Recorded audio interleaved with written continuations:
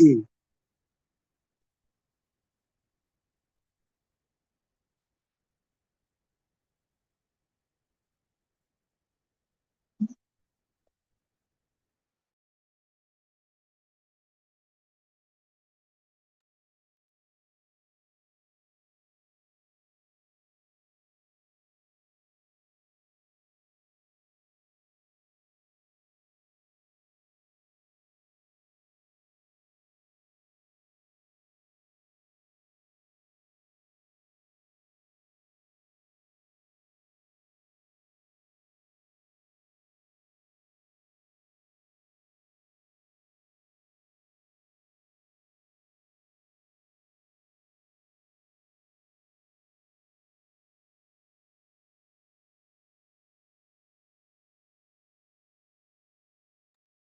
Good evening, dear participants. Am I audible?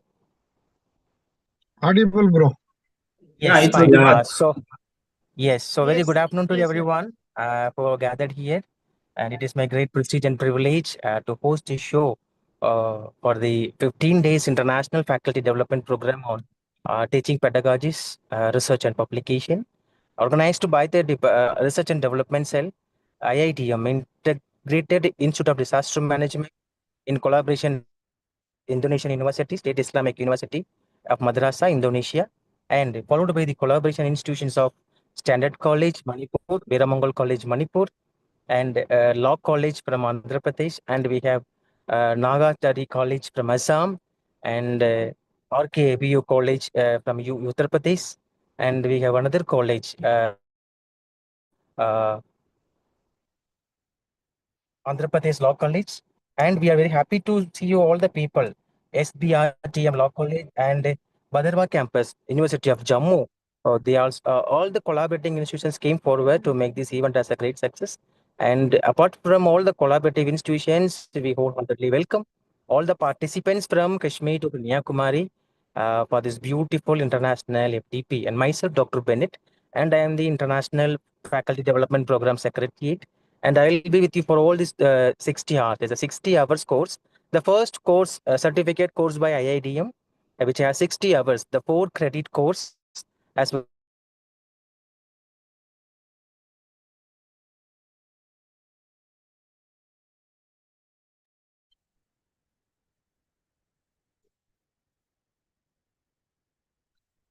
Dr. Bennett, voice is not clear. Voice is broken.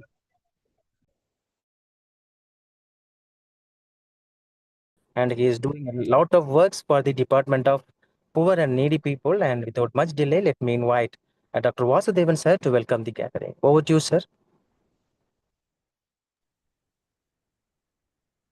Good afternoon, Dr. Bennett and one and all.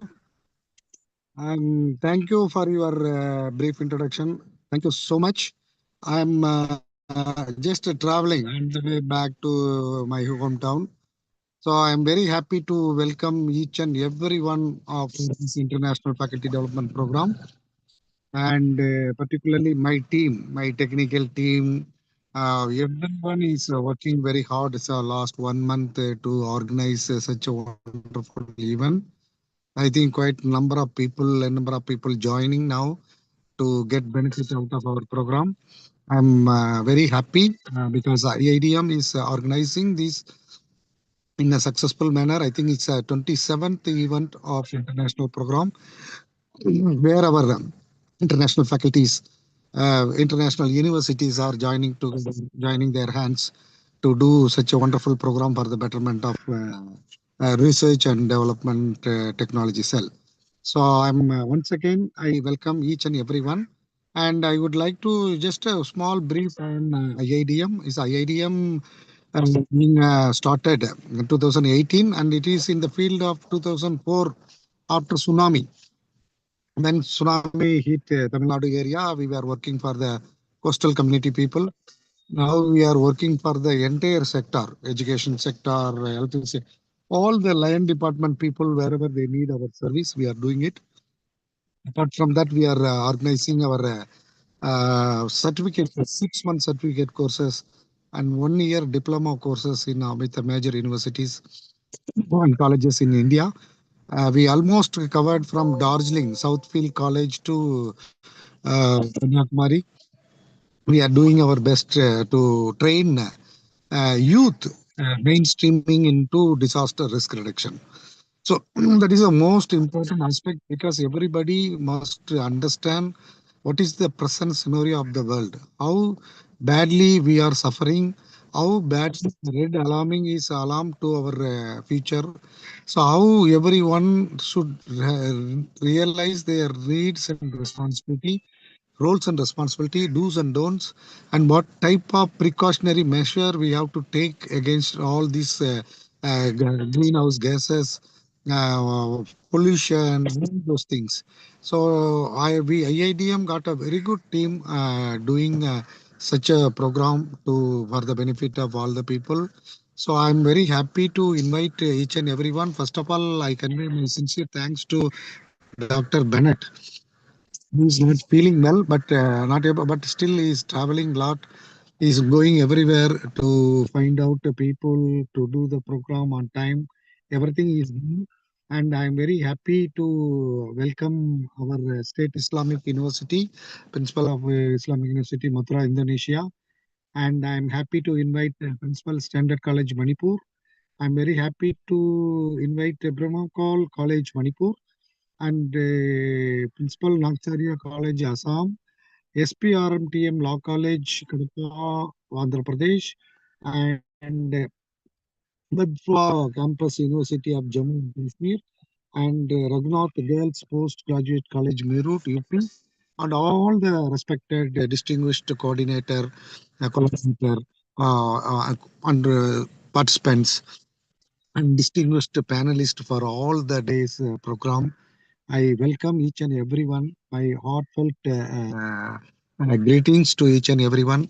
And I welcome my technical team and I welcome all the participants, those who are from all over India and abroad. So once again, I welcome all the people again and thanks to Dr. Bennett and my team. Thank you, sir. Over to you, Dr. Bennett. Yes, so thank you so much, Dr. Vasudevan sir, for welcoming all the participants as well as the resource persons for the day today. And now it is my duty and privilege to welcome the patron of this International Faculty Development Program, Principal Sir Uttam Baru sir is there. Let me invite Uttam Baru sir to talk a few words about this conference, FDP. Over to you, sir.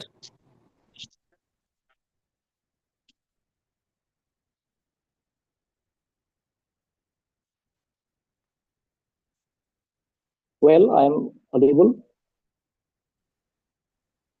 I'm You're audible, sir. audible. Thank you. Yeah, you are clearly audible, Good sir. afternoon. Good afternoon.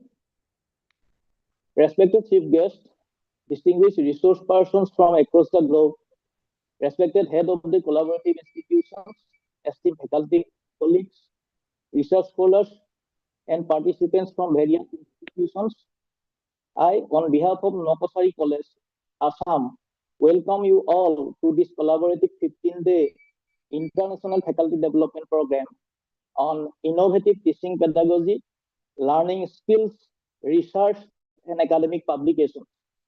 It is my immense pleasure to extend a heartfelt welcome to each one of you on this virtual platform. Today, as we connect from different corners of the world, spanning time zones, cultures, and academic traditions, we are not just participants in an event, we are pioneers in a shared missions to redefine education in the digital age. In an era where online learning has become the norm, this activity stands as a testament to our commitment to excellence, innovation, and global collaboration. Let me begin by acknowledging our partners and collaborators. Special thanks to the international institutions, collaborative colleges from various parts of India, and experts who have joined hand us made this possible. Your expertise in cutting edge pedagogies, skill building strategies, research methodologies, and publication pathway will enrich us all. Respected chief patron and keynote speakers, Your presence elevates this program, and we are grateful for your insights. I extend my heartfelt gratitude to Dr. Bennett Rajadwarai for his visionary initiative in forging this collaboration with our institution for this international FDP. It truly sets a benchmark for global partnerships. His proactive efforts have not only enriched our event but also opened doors for future synergies. The world of education is evolving rapidly. Traditional teaching methods, while foundational, are no longer sufficient to prepare our students for a future driven by artificial intelligence, interdisciplinary changes, and lifelong learning. This program dives deep into innovative teaching pedagogies. Think flipped classrooms, experiential learning, and artificial intelligence integrated tools that make lessons interactive and student centered. We will explore learning skills essential for the 21st century, from critical thinking and digital literacy to emotional intelligence and collaborative problem solving. Esteemed participants, embrace this as a collaborative journey. Share your experiences and build network that lasts beyond this FDP. Faculty development is not a one-off event, it's a catalyst for institutional transformation. Let us commit to implementing at least one new pedagogy or research strategy from this program in our own context. Once again, a warm welcome to all. Let's make this FDP a resounding success. Thank you once again for joining us. Let's make this 15-day season unforgettable. Thank you. Yes, thank you so much. Thank you so much, sir. Now let me invite the principal of Standard College to give the presidential address. With respect to Standard College, we have been closely associated with Standard College Manipur for the past 2 years, organizing various workshops funded by ICSSR. And recently, we went to Manipur to organize international research methodology program for the 10 days. So we have been closely associated with the Standard College Manipur as a long-time duration. And now let me invite the principal of the institution, Professor Dr. Suresh sir, to give the presidential address for this international faculty development program. Over to you, sir. Good afternoon, Sir Bennett. Good afternoon, sir. Good afternoon to all the distinguished resource person, respected principals, chief patrons, FDP secretariat, organizing secretaries, conveners, directors, participants, research scholars from all different institutions from India as well as abroad.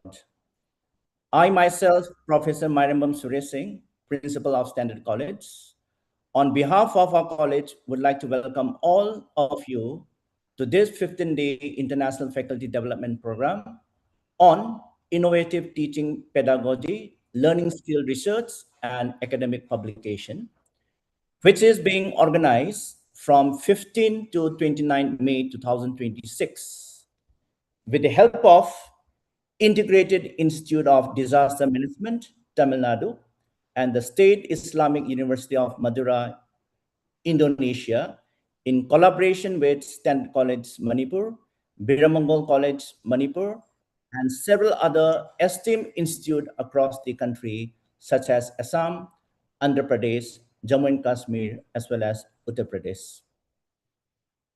Actually, these 15 days faculty development program is being conducted with the collaboration of different institutes from different countries as well as across the states. This program will play a very significant role in enhancing professional competence, updating pedagogical skills, and promoting quality research and academic publications. Such FDPs are highly beneficial for our career advancement scheme in future courses. I sincerely express my gratitude to all the eminent research scholars, resource persons, collaborating institution, coordinators, as well as organizing committees, members for their valuable support and participation. I am confident that this FDP will provide meaningful learning experiences, intellectual exchanges, and professional growth for all participants. I wish the program a grand success and hope that everyone will benefit greatly from this session over the next 15 days. Thank you all and wishes all the best to all the participants as well as the organizing institution. Thank you. Thank you so much, sir. Thank you so much for giving the presidential address. Let me invite the authorities from Jammu Kashmir. Gurjit Singh, sir.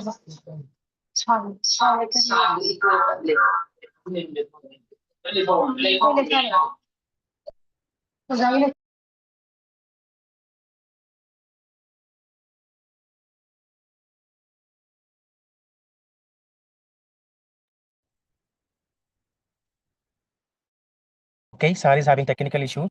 He's not able to join with us. Now let me invite collaborative institution, uh, Dr. K. Kumar Singh, principal sir from Viramongal College, Manipur. Over to you, sir. Thank you, Dr. Bennett. Yes, sir, you're audible, sir. You can talk. Audible, sir. Thank you, sir. Thank you, sir. I myself, Dr. K. Kumar Singh, Principal, Biramongal College, Somu. First of all, I thanks to every participants, and it gives me an immense pleasure as principal of Biramongal College and the organizing secretary of this collaborative 15 days international faculty development program on innovative teaching pedagogy, learning skills, research, and academic publication, organized by Integrated Institute of Disaster Management, Tamil Nadu, the State Islamic University of Madura, Indonesia, in collaboration with various colleges from different parts of India, to welcome you all and these academic initiatives. This program has been organized with the objective of enhancing the professional competencies of educators and fostering collaborations among institutions. In today's rapid evolving education landscape, continuous learning skill development are essential for effective teaching, research, and academic learning and leaderships. I am grateful to our collaborating institutions, esteemed speakers, and all participants for their enthusiastic support and involvement. Your presence and this year reflects commitment to academic excellence and innovation. I am confident that the session in this program will provide valuable insights, practical knowledge, and opportunities for meaningful interactions. And I extend my sincere thanks to everyone who contributed to making this program possible. Wishing the program a great success and a productive learning experience for all. And I thank you all again. Thank you, Dr. Dave. Yeah, thank you so much, sir. Over to you, Kuljit sir. Kuljit Singh sir came down online. Over to you, Dr. Kuljit sir. Thank you, Dr. Bennett. It's a great pleasure for us and for all the collaborative institutes that faculty development program has been started.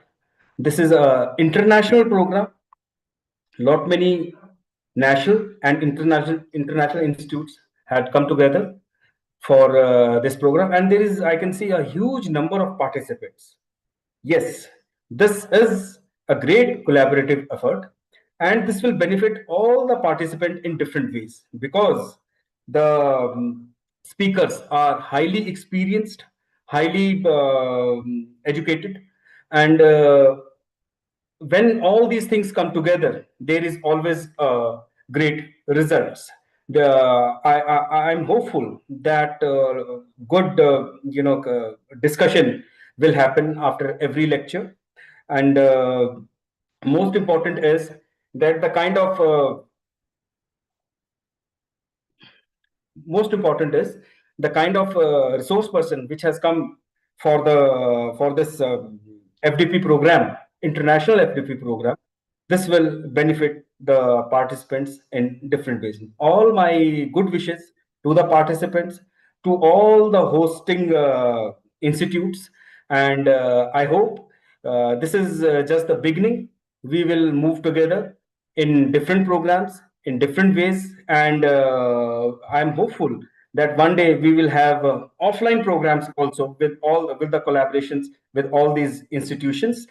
Today my rector is not present, and the day when the Bhadrava campus will host the program, my rector will also be present. He has given us the permission that he will also be there, and on that day we'll have more conversation. But on the whole, my best wishes to Dr. Bennett Rajadurai, that he has taken a great initiative and he has brought all the collaborative institutes together, working day and night and coming up with meaningful results. Thank you. Thank you very much.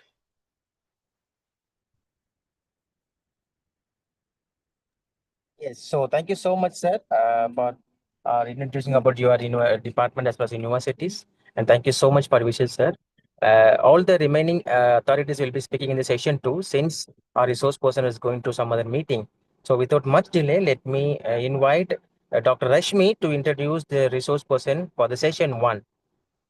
Most respected and honorable associate professor and our collaborator, Indonesian University Authorities, Dr. Abdul Gofur, sir. Over to Dr. Rashmi to introduce a resource person for the day. Yes, sir. Thank you, sir. Good afternoon to everyone. It's my great pleasure to introduce our respected resource person, Associate Professor Dr. ABD Gafur, sir. Dr. Gafur, sir, is presently serving as a Vice Dean of the Faculty of Education and Teacher Training at the State Islamic University, Madura, Indonesia. He is renowned academician, educator, researcher, and administrator with a rich experience in a higher education, curriculum development, teacher training, and educational leadership. Throughout his academic journey, Dr. Gafur sir has made remarkable contribution in the field of innovative teaching methodologies, student-centered learning, educational management, and professional development of educators. He has actively participated in various international seminar, conference, and faculty development programs and collaborative academic initiatives.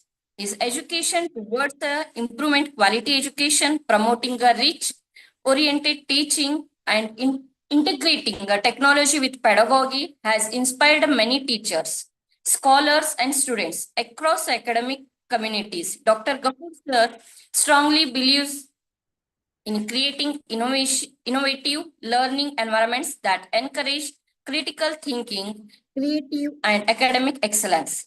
Today, we are fortunate to have him with us to deliver an insightful lecture on the topic Principle and Practice of a Teaching Pedagogy in a Higher Education.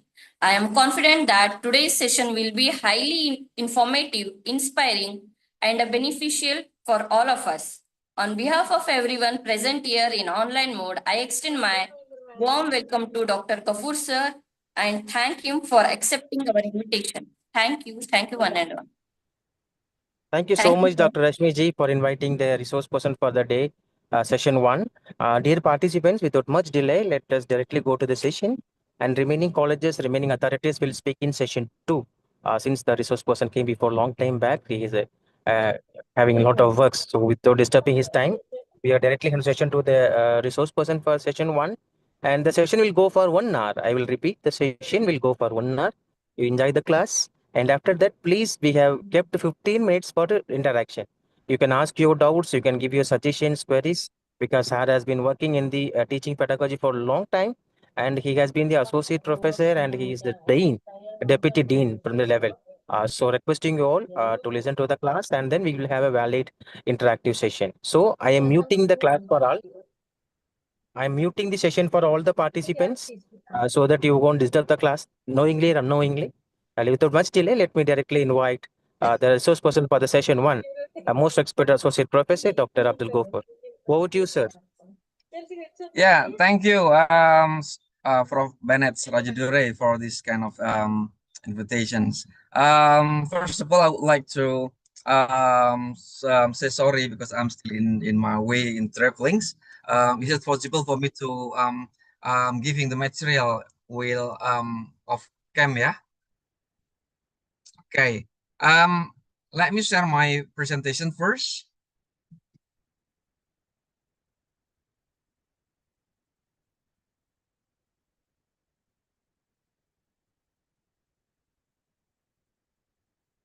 Yeah, well, ladies and gentlemen, um, it is afternoons. I would like to share with you dealing with the principle and practices of teachers of teaching pedagogy in higher educations. So far clear, it is audible. Yes, sir, you are completely audible, sir. It's fine. Okay, thank you. Well, ladies and gentlemen, first of all, I would like to thanks all the patrons. That's all give such kind of time for me to present my material with the title Principle and Practices of Teaching Pedagogy in Higher Education. First of all, I would like to say good afternoon from Indonesia. Okay, ladies and gentlemen, on the first opening slide, I would like to introduce you the overarching theme of higher education's pedagogy in the 21st century. The presentations emphasizes that teaching in universities is no longer limited to transferring knowledge from lecturers to students. Instead, higher education today requires educators to design transformative learning experiences that encourage critical thinking, collaboration, and creativity, and also ethical awareness and lifelong learning. In this first slide, also highlights the growing influence of globalization, digital technology, and changing workforce demands on teaching practices. In contemporary academic environments, educators are expected to act as facilitators, mentors, and also learning designer who help students connect theoretical knowledge with a real world application. Also, the visual framing of the slides emphasizes the scholarly and professional nature of the discussion while positioning pedagogy as strategic component of educational quality. This introduction section, will set the foundation for understanding why innovative, inclusive, and also student-centered pedagogical practices are essential for universities across the world. Ladies and gentlemen, why pedagogy matters no more than ever.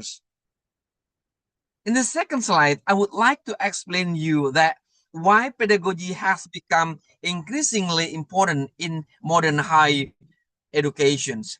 Rapid technological development, artificial intelligence, multicultural classroom, and global competition are reshaping educational expectation.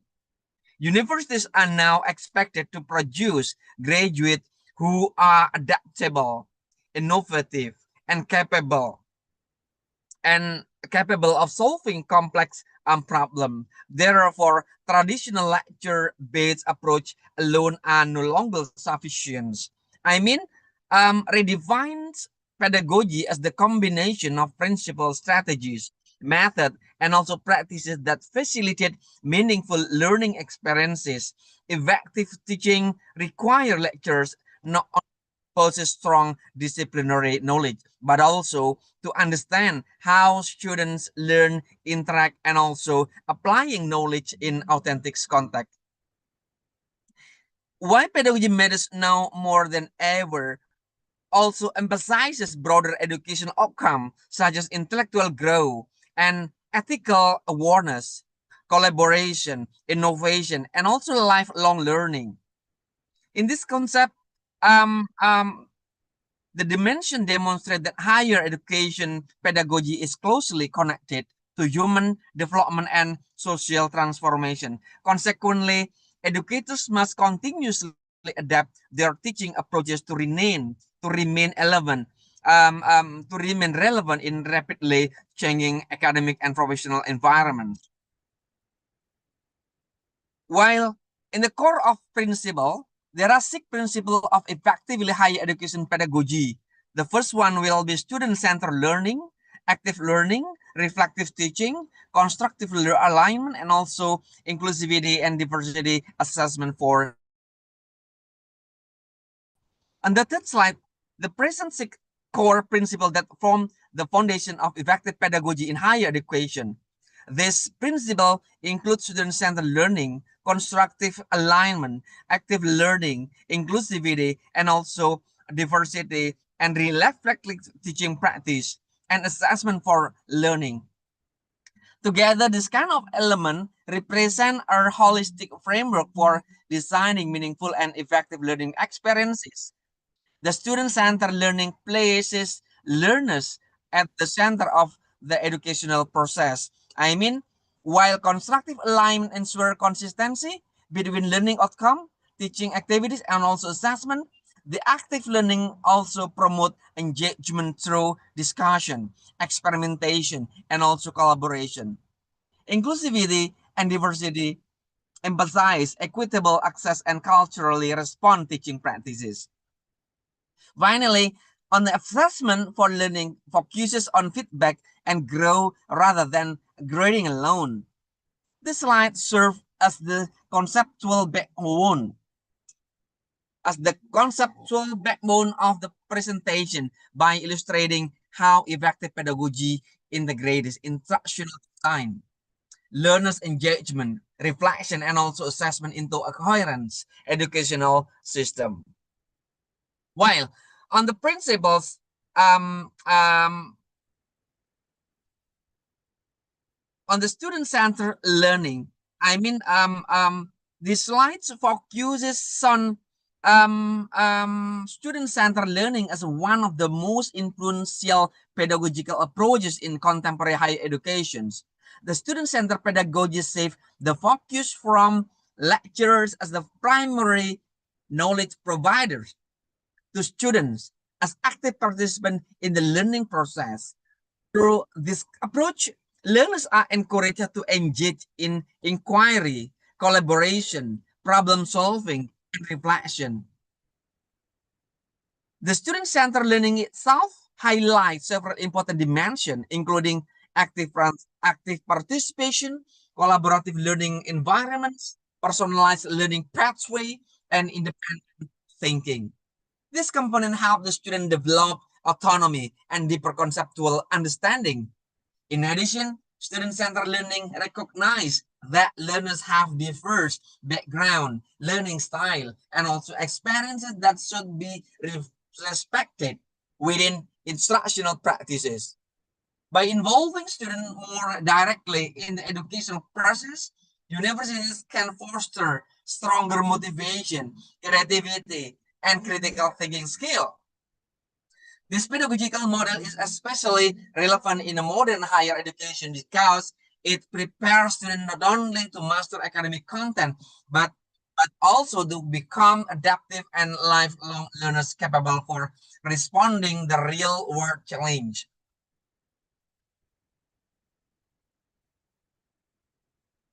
Next, on the constructive alignments, we have introduced by John Briggs.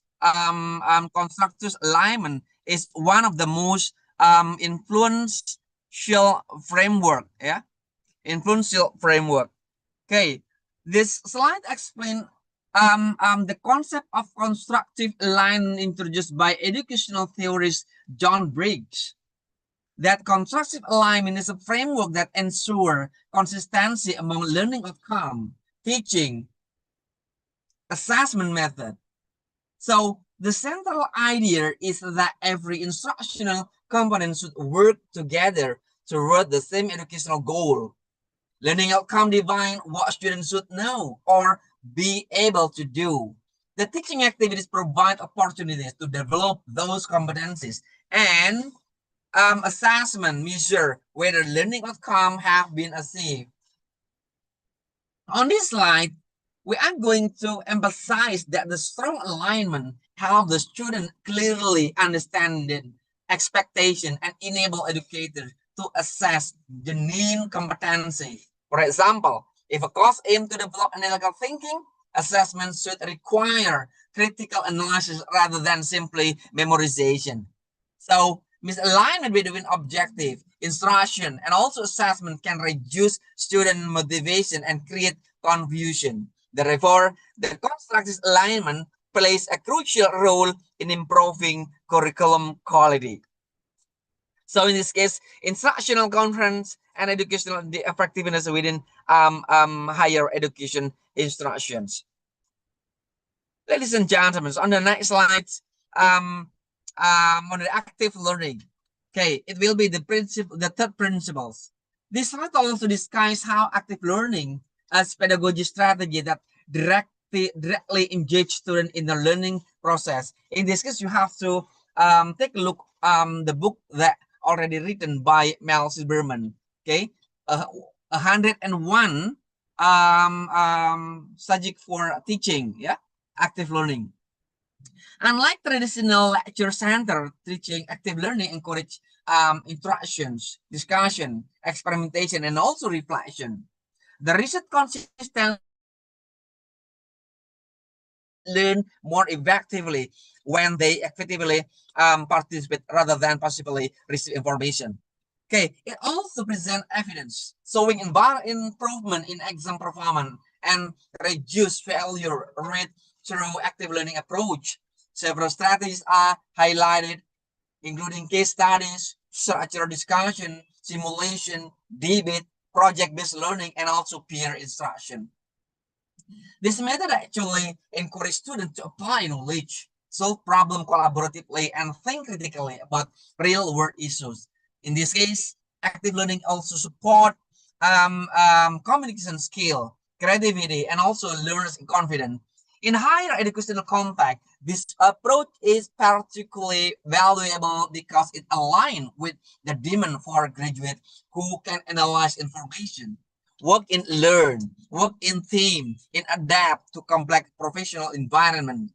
Consequently, active learning has become a central alignment of contemporary pedagogical instruction. Okay, on the fourth principle, inclusivity and diversity. This slide highlight the importance, the importance inclusivity and diversity in higher educational pedagogy. The modern classroom consists of students from different cultural, linguistic, socioeconomic, and also educational background. Inclusive pedagogy ensures that all learners have equitable opportunities to participate and succeed regardless of their differences. It will be emphasized on cultural responsiveness, universal design for learning, and also accessible learning material. While the first one, cultural responsiveness, involves recognizing students' lived experience and integrating diverse perspectives into teaching practices. Universal design for learning encourages multiple ways of presenting content, engaging learners, and assessing understanding to accommodate diverse learning needs. Accessible material ensure that a student with disabilities or different abilities can effectively participate in educational activities. Inclusive teaching is not only an ethical responsibility, but also a strategy for improving educational quality and student engagement. By creating supportive and respectful learning environment, educators can promote belonging, collaboration, and academic success among diverse student population in higher education. Now, take a look on the eighth slide dealing with the principle, the fifth principle, reflective teaching practice. The key reflective question will be what instructional strategies work effectively and why, what challenge and misconception emerge among students, how did the student respond emotionally and intellectually, and what evidence of learning was most compelling, and also what specific improvement are needed for the next iteration. Well, ladies and gentlemen, on this slide, I'm going to examine the reflective teaching practice as a process of continuous professional improvement. Effective educators do not simply deliver course content. They critically evaluate their own instructional decision, classroom interaction, and also student learning outcome.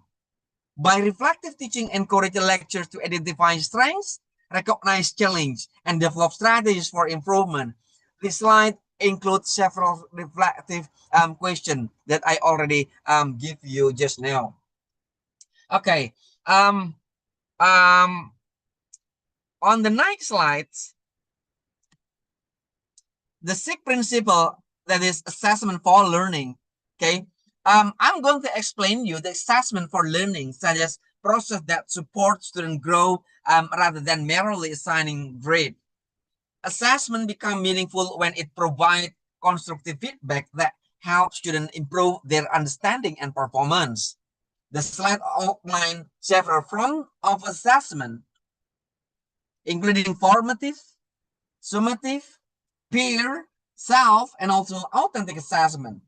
The formative assessment occurs during learning to monitor progress, when summative assessment evaluated achievement at the end of the course of the unit itself. While peer and also self-assessment encourage reflection and collaborative learning, whereas authentic assessment involve real-world tasks that demonstrate practical competency. The slide also identifies key principles of effective assessment, such as transparency, fairness, validity, reliability, and also time feedback. Well, this principle ensures that assessment accurately measure learning outcome and remain accessible to all students in higher education. Now, take a look on the 10th slide. As we know that the technology enhanced learning, we are going to discuss how digital transformation has reshaped higher education pedagogy through technology enhanced learning. Universities increasingly rely on digital tools to expand learning opportunities beyond traditional classroom. Again, that expand learning opportunities beyond traditional classroom. It's going to highlight that the learning management system, such as Moodle, Blackboard,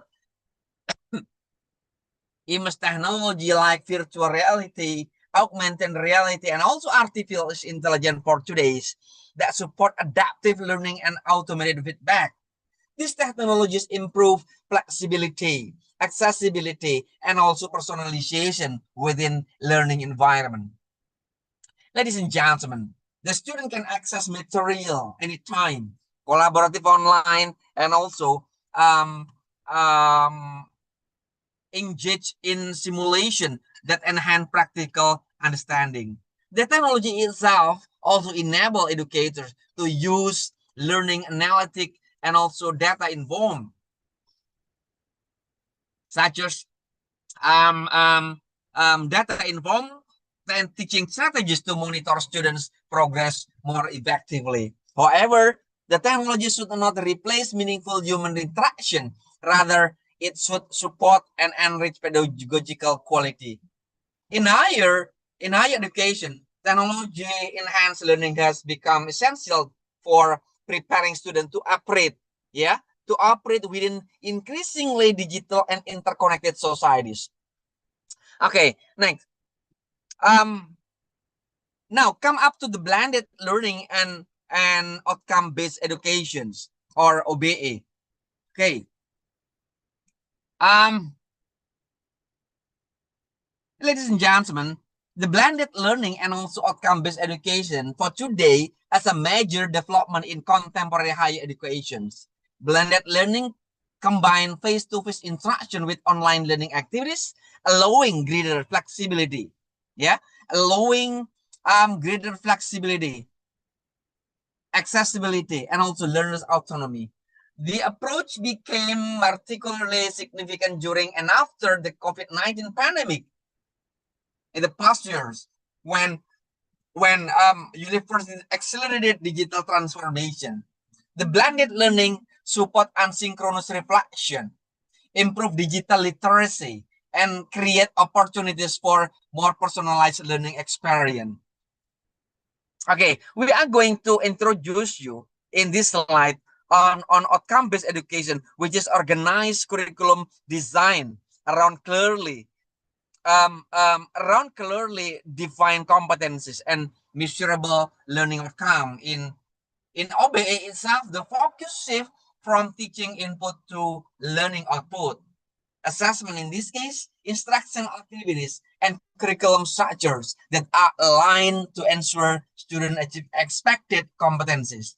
So OBA itself is closely connected to industry need, graduate profile, and quality assurance process in higher education. So together, blended learning and OBA represent strategic approach that help universities improve instructional activities, curriculum relevance, and graduate preparedness in rapidly changing global environments.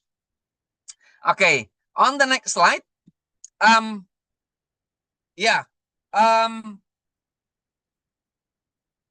The collaborative and research-based teaching.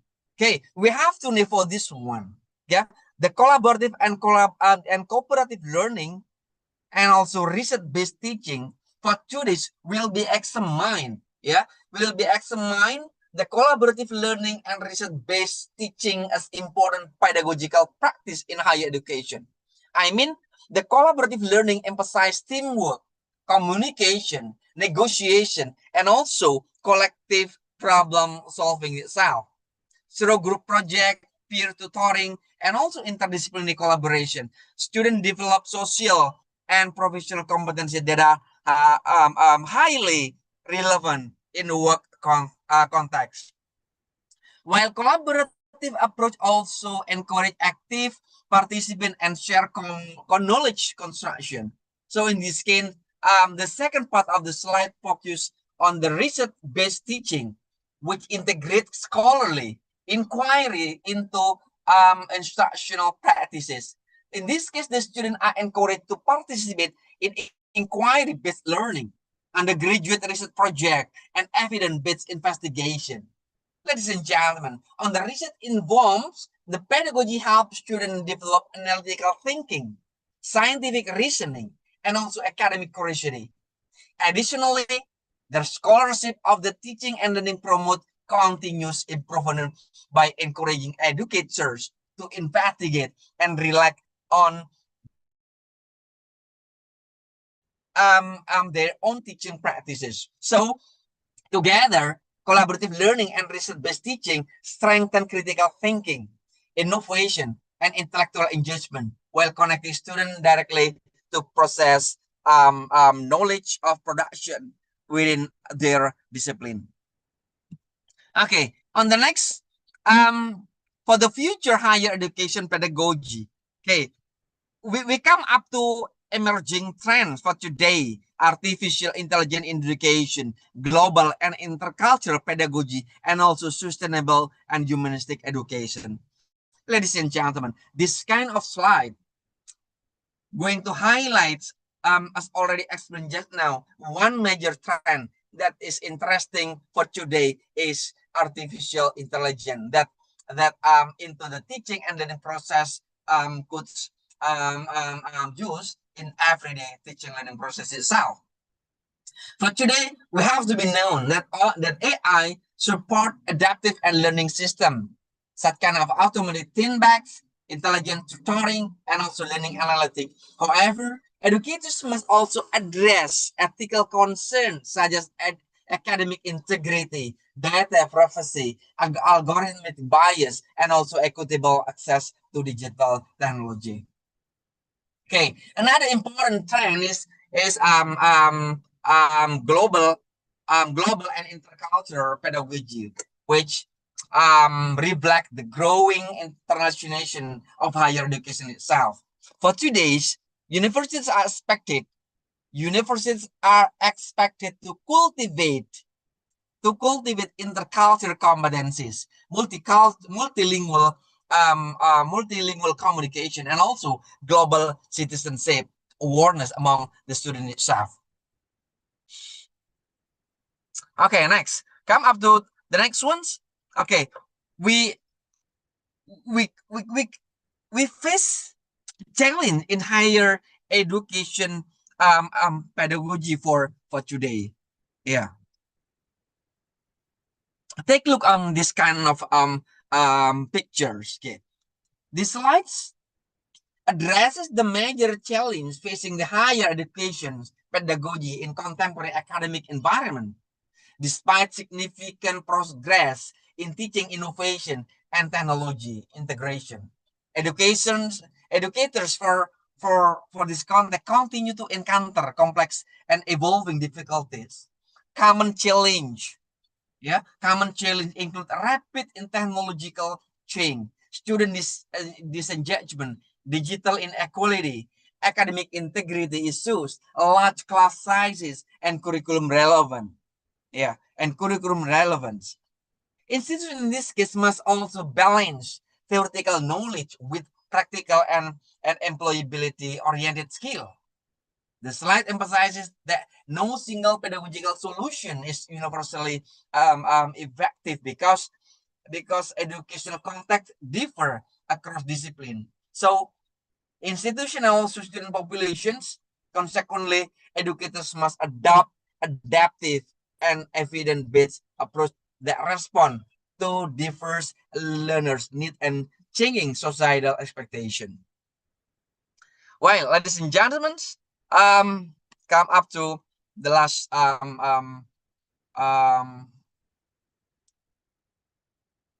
recommendation. Okay.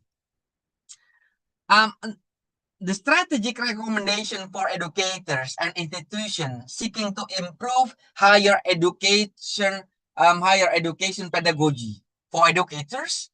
The slides emphasizes that the importance of adopting student-centered approach, integrating technology meaningfully, using authentic assessment, and engaging in continuous professional development. These strategies help lecturers create active, relevant, and also meaningful learning experiences that support student process. So, in this strategic recommendations also highlight the importance of reflective practice and scholarly inquiry into teaching. While for institution, the recommendation includes supporting pedagogical innovation through grant and also recognition system, strengthening digital infrastructure, investing in sustained faculty development program, and also promoting inclusive educational practice, educational policy, and also institutional commitment is essential because effective pedagogy requires supportive organizational culture and adequate resources. Ladies and gentlemen, this recommendation demonstrates that improving higher education pedagogy is a shared responsibility between educators and academic institution. Okay, well, I could conclude and also summarize that the central mission of the presentation for this afternoon by emphasizing that higher education pedagogy must evolve continuously in response to technological, social, and global transformation. By effective teaching requires a balanced integration of theory, practice, and also technology. Okay, I think that's all my presentation for this afternoon. I back to the moderators.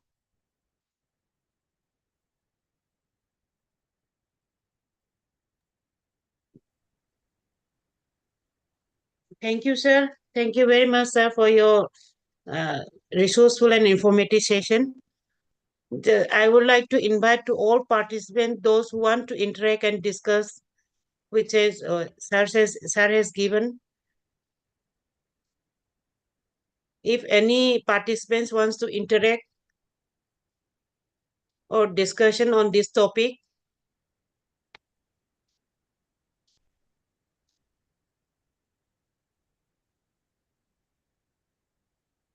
floor is open to interact and discussion.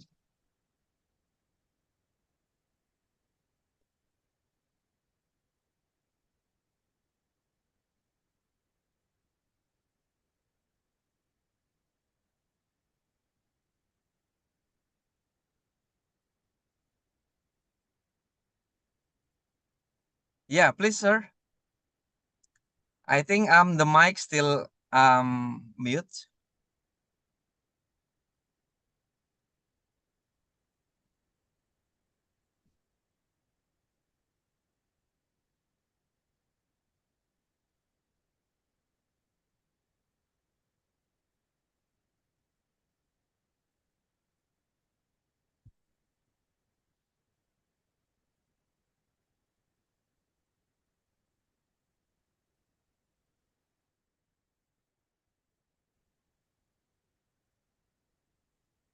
Please, any participant, those who want to clarify your doubt or anything, please,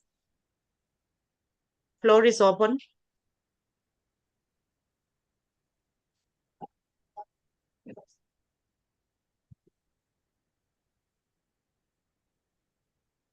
Yeah, there are question in chat's box dealing with experiential learnings.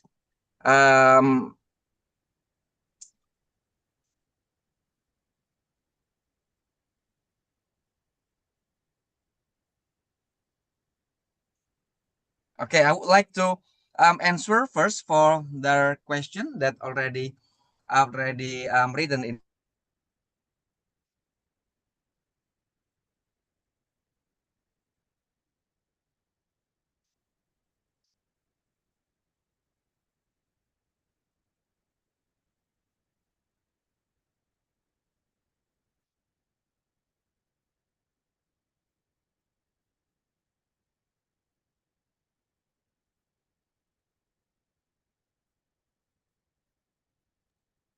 Hello, good afternoon, sir. Thank you for allowing us to speak. Sir, my query is how you see teaching and learning in 2047 during Viksit Bharat. What will be the dimension of teaching and learning in the year 2050? Can you enlighten us on this note, sir?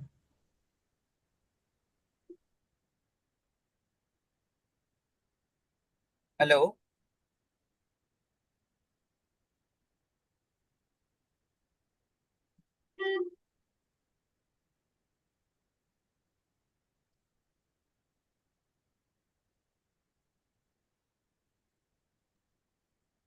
Hello, sir. Good afternoon.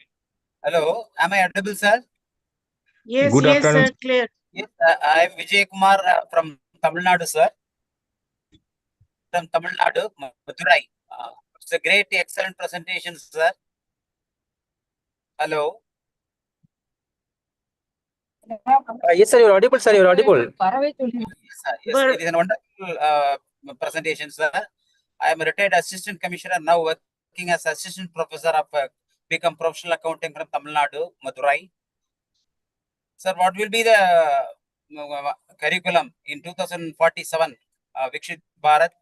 And there are almost all colleges, we lack the facility of what is called digital communication. Still, we are following the lecture method, sir. So there we are lagging. And what is called that the pedagogy should be to that extent that it should reach the final conclusion was given by the professor that it should be more interactive and it should be more informative and there should be the student should be get learned a lot of things from the classroom. So it was much appreciable. But to what extent that curriculum is that the government or the structural development will be going to be there in 2047, sir? Okay. Okay, I would like to give my insight dealing with your questions. Thank you for the question for the first times. Yeah, in this case, I could predict, I could predict that 2050, 44, 47 will be the path touch trends part human nature. The stuff that doesn't change. The kids still need curiosity, feedback, and also human connection to learn. What will change is how that happen. Again, what will change is how that happen. We have to be known that for today we still stay in 4.0 era and also 5 points era. So in this case, the teaching learning likely look like in 2047 itself. The first one, the artificial intelligence tutor are standard. Human teachers are mentors. By 2050, every student will have an AI tutors, an artificial tutor that knows their learning history, pace, gap, and also motivation trigger. Think about GPT-10, for example, but multimodal and emotionally aware. For today, we still use that kind of GPT-5. What going to be changed? AI handle drilling, practice, basic explanation, and also real-time feedback 24 hours a week. Human teachers shift to coaching Socratic discussion, project mentoring, and also social emotional development. Teachers' job, for example, will be the same with chief learning designers, mentors, not information delivery. The second one, experiential learning becomes the default, not other extra. Again, experiential learning becomes the default, not the extra. VR, AR, I mean virtual reality, augmented reality, plus brain computer interfaces will make immersive simulation cheap and also realistic. What going to change? The history class, for example, you're in 1945 in India, for example, for 20 minutes making decision with consequences. Biology going to shrink down and work through a cell. Math, for example, build a bridge in VR, in virtual reality. See it collapse if your calculation are wrong. Okay, the theory will follow experience, not preceded. That called cycle on steroids. The third ones, the personalized pathway replace grade, level, age, grade level, age-based classes. For today, grade 10 math, for example, stop existing. What going to be changed? The student progress on skill or competency, not age 12 years old. Maybe doing university level start while still catching up on writing. Learning is modular, stackable, and portable. So in this case, your transcript is a dynamic skill grab.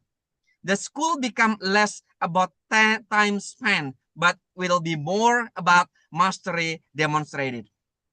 The other ones, the other one, assessment shift from test to portfolio plus real project. It's on the OBA, yeah, based on their outcome-based education. The standardized tests won't disappear, but they won't drive learning. What going to be changed? You're assessed on project simulation, peer reviews, and AI verify portfolio. In this case, artificial intelligence can detect plagiarism in a group work. The employers care. The employers care more about your project portfolio than your GPA itself.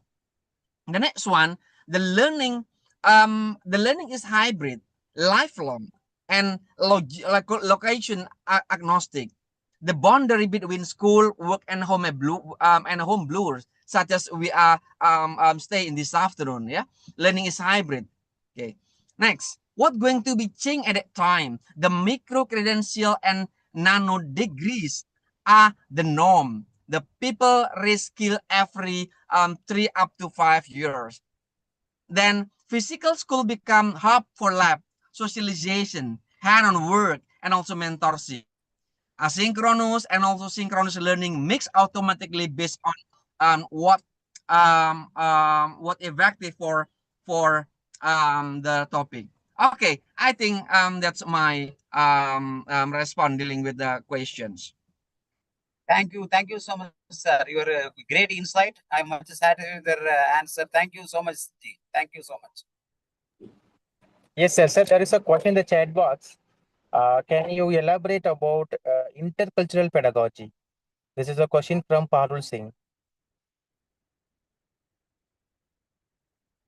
You're muted, sir. Thank you, sir. Thank you for your explanation. Thank you so much. Most welcome. Okay, then we come up to the next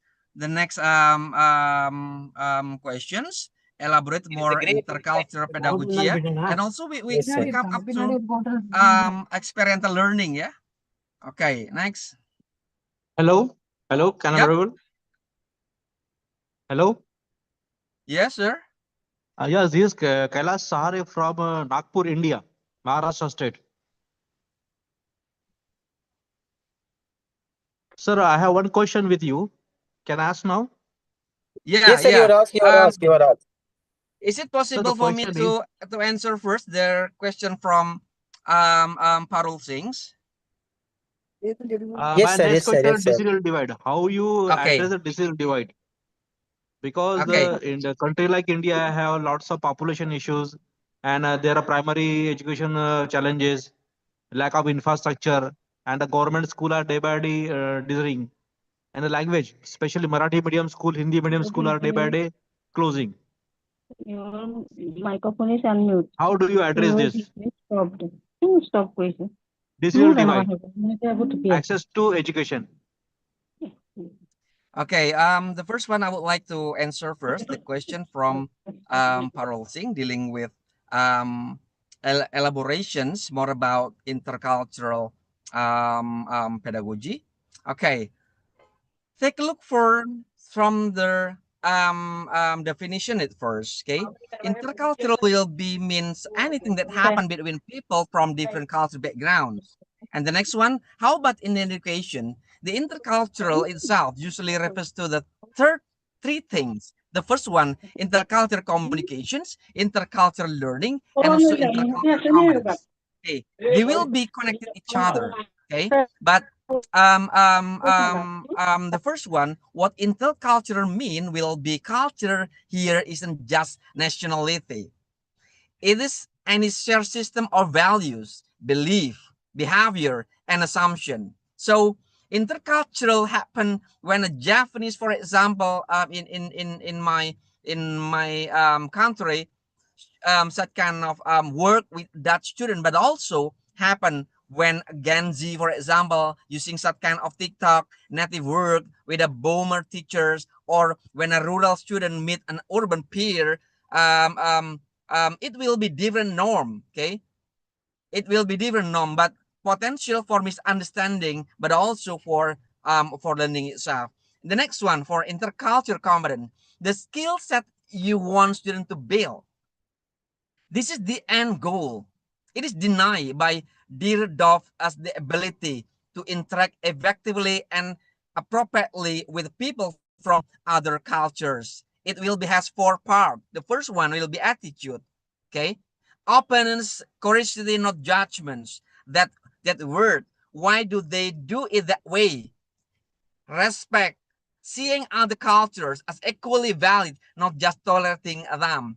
The third one, the tolerance for ambiguity, by being okay when things don't make sense right away. The other one will be knowledge. Okay, it will be consists of cultural awareness, understanding of other cultures, and also knowledge for how culture evolve. Okay, so you can understand others if you don't see your own biases. An understanding of other cultures, the history, for example, values, communication style, not stereotype. So in this case, on the knowledge of how culture evaluate communication, high context versus low context, direct versus indirect, time orientation, and others. The last one going to skill. I mean, the listening or observing will be picked up on what not said, analyzing and interpreting when they avoided eye contact, words it respect or disengagement, relating and adapting, adjust your behavior without losing yourself. And then desires or not come. You can achieve your goal in the interaction and the other person will respect it. Yeah, feel respected doing it both side win. And the last one, how intercultural learning work in the classroom. Ladies and gentlemen, it's basically experiential learning, but the experience is cultural different. There are 4 stages in the class that should be known by us. The first one, exposure. Create a control encounter with different. Penpal project with a school abroad. Analyze a case study where a business deal fail due to culture understanding, misunderstanding, and also invite guest speaker from different background. I think it will be easy enough for today that there are so many kind of collaboration between the other country, such as the event that we done for this afternoon.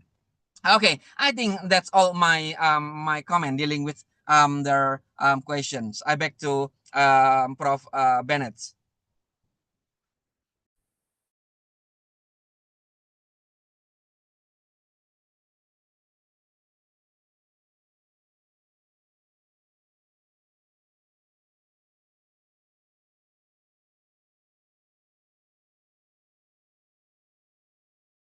Prof. Bennett. Okay, thank you so much, sir. Yeah, thank you so much, Professor, for your beautiful presentation. So thank you so much. Thank you all the participants for successfully completing the session one. And now let me invite Dr. Syed sir to talk on behalf of the collaborative institution. Abdul Gofur sir, you may leave, sir. Yep, thank you for Yeah, this yeah. wonderful events, and thanks to the patron, and yeah, see you next event. Yes, Good sir. afternoon Thank you, from sir. Thank Indonesia. you. Thank you. Yeah, thank you so much, sir. Thank you so much. Let me invite Dr. Garima Malik on behalf of uh, Department of what was it? Raghunath Girls Postgraduate College, Meerut, Uttar Pradesh. Am I audible, sir? Yes, you're audible, ma'am. Over to you. Yeah, just give me a sec.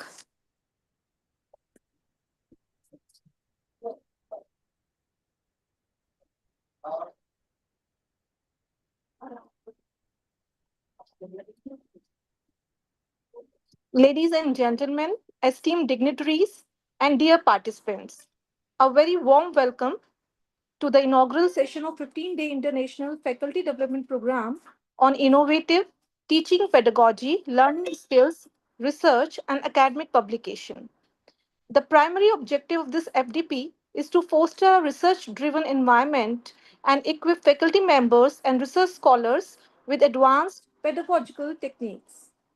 We believe this initiative will encourage the adoption of new teaching methodologies, resulting in increased student engagement.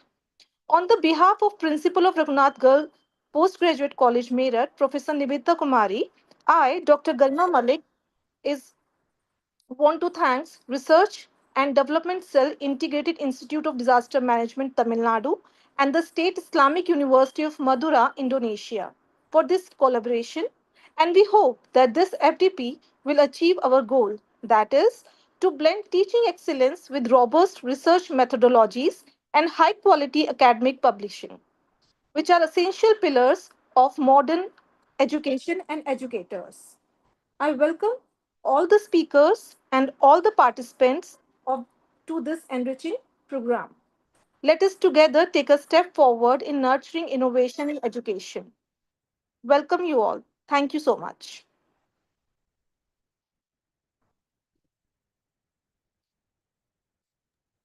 Thank you, ma'am. Thank you, ma'am. Now let me invite the director of our International Faculty Development Program, Thank you, sir. Dr. Roshni Baladevi from the Department of Home Science. She is working as an assistant professor in the Department of Home Science, Standard College, Manipur. And she is the one she's the backbone of IIDM, who used to collaborate with us for various events. And now, without much delay, let me invite Dr. Roshni Baladevi, ma'am, to talk about this FDP as a director level. Over Thank to you, you, Rosni, sir. ma'am. Thank you, sir. Yes, ma'am. Respected dignitaries, distinguished resource persons, honored guests, faculty members, scholars, their participants, and organizing committee members of this International Faculty Development Program. A very warm greeting to everyone present here. I myself, Dr. K. Rosniwala Devi, Assistant Professor and Faculty Development Director, Department of Home Science, Standard College, Manipur. It gives me immense pleasure and honor to welcome you all to the 15 days International Faculty Development Program on innovative teaching, pedagogy, learning skills, research and academic publication organized by IIDM Research Tamil Nadu in association with the State Islamic University Tamil Nadu. This event is being conducted in collaboration with STEM institution, Standard College Manipur, Biramangal College Manipur, Nakachari College Assam, and then other collaborating institutions. I extend my heartfelt gratitude to all collaborating for this valuable support and partnership in making this program possible. In today's rapidly evolving educational landscape, the role of educators has become more dynamic and demanding than ever before. This faculty development has been thoughtfully designed to provide a platform for educators, academicians, and researchers to strengthen their professional competencies and academic excellence. Over the next 15 days, participants will engage in enriching session focusing on innovative teaching methodologies, modern pedagogical approaches, learning enhancement skills, research methodologies, academic learning, and publication ethics. This faculty development aims to encourage reflective teaching, collaborative learning, interdisciplinary thinking, and a strong culture of research and publication among faculty members and scholars. I encourage to all participants to actively engage in discussion, interaction with experts, exchange ideas, and make the best use of this opportunity. I wish this 15 days international faculty development a grand success and hope that each participant gains valuable insights that will contribute positively to their teaching and research and academic pursuits. Thank you all, wishing everyone a productive and enriching learning experience. Thank you once again. Over to you, Sir Binit. Yeah, now let me invite the Deputy Director of this International Faculty Development Program, Ms. Queen Azarika from the Department of Political Science. Over to you, ma'am.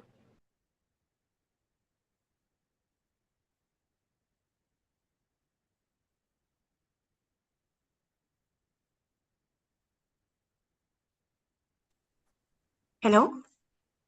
Am I reaching to you, sir? Yes, ma'am, audible, ma'am. Yes, madam. Audible. Okay. Good afternoon to all participants joining us from different parts of the world. Respected chief guests, our distinguished patrons, esteemed resource person, members of the organizing committee, and our enthusiastic participants.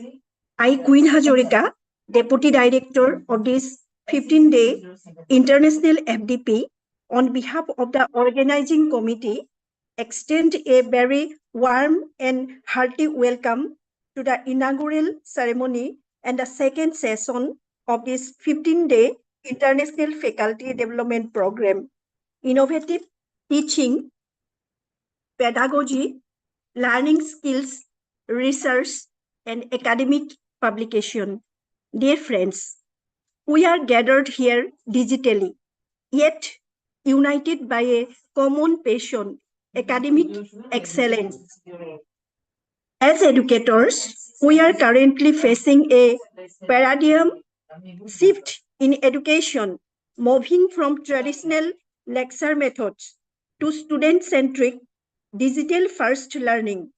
This faculty development program is designed specifically to help us navigate this shift by integrating creativity, modern teaching tools, and robust research techniques into our academic practices. I am delighted to see faculty members, research scholars, and academic leaders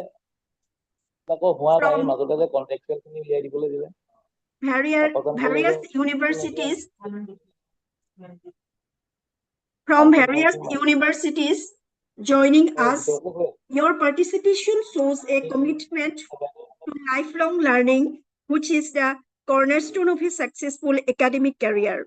I encourage you all to participate actively in the interactive workshops, engage in debates with our resource persons, and make the most of this 15-day journey of intellectual growth. Once again, I welcome you all to this transformative learning experience. Let us innovate, learn, and excel together. Thank you. Now let me invite Professor Purnima Tilagam, convener of this faculty development program, to talk a few words.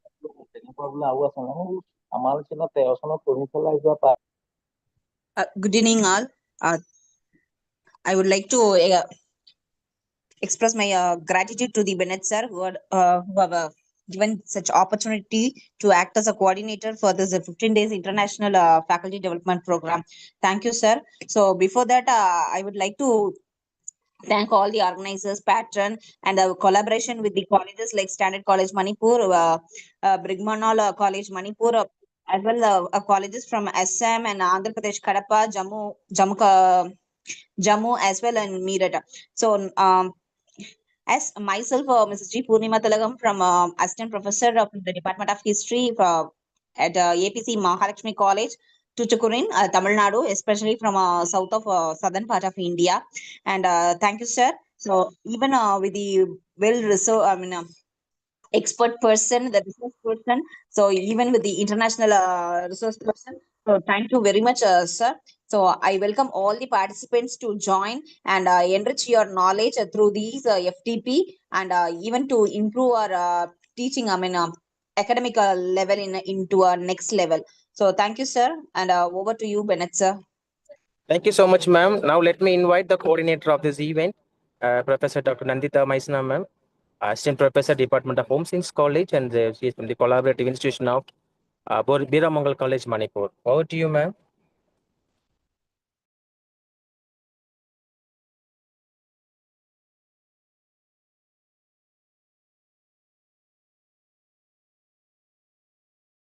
Nandita, ma'am, are you there?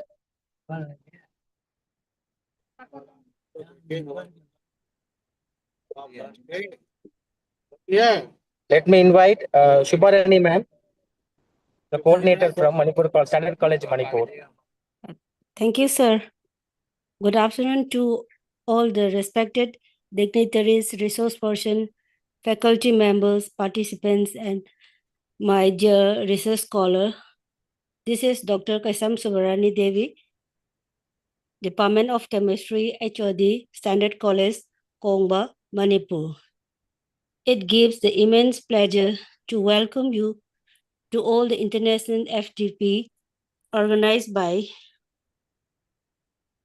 IIGM Tamil Nadu and State Islamic University of Madurai, Indonesia, in collaboration with Standard College, Biramangal College,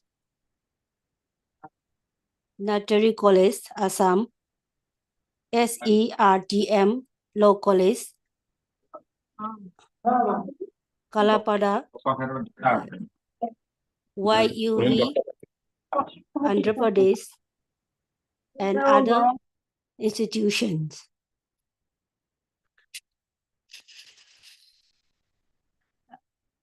It gives me an immense pleasure to welcome you all to this FTP program. This FTP has been designed to provide a valuable platform for academic interaction. I express my sincere gratitude to our distinguished speakers and experts who have kindly agreed to share their knowledge, experience, and insight with us. I encourage every participant to actively engage in discussing, share experience, and make the best use for this opportunity. With these few words, I once again welcome you all and wish the International FTP a grand success. Thank you, sir. Over to you, sir.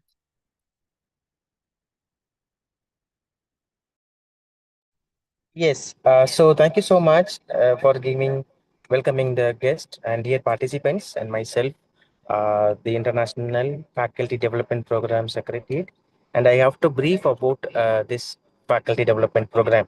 What is this program about and what will be the outcome and how many sessions will be there, each and everything we will talk. And then we are going for a break. Then we will be back by 4:15. 4:15, our session 2 starts, which will end by 6 o'clock. This is our daily day schedule. Since today is the inaugural session, we are not able to follow on time, but anyway, we are on time only, not able, we won't say not able to follow. We are completely on time. We will be starting by time and also we will be ending by right time. Okay. And why this FDP is for? And we completely, whenever we used to organize sequence of research methodology workshops. We used to organize faculty development programs. And this time we thought of going with an FDP on teaching pedagogies. This is what we have designed. And we thought of going with 15 sessions. We go thought of going with 15 sessions. Each session carries 2 hours. So we will be able to complete everything by 60 hours. It is a 4 credit course. Regarding your certificates, participants, you are requested to participate all the sessions, but if you're having any technical issues, if we're not able to come any kind of urgency, please let us know immediately so that it will be easy for us to prepare your certificates accordingly, right? And IIDM, it is not a commercial one. It is completely dedicated one for the giving service for the poor and the needy people, particularly with the PWD sectors.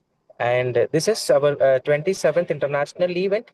And we will be starting the event on time and we will be ending our event on a proper time. Okay. And if you have any doubt or questions, you are most welcome to contact us, either Vasudevan sir or me.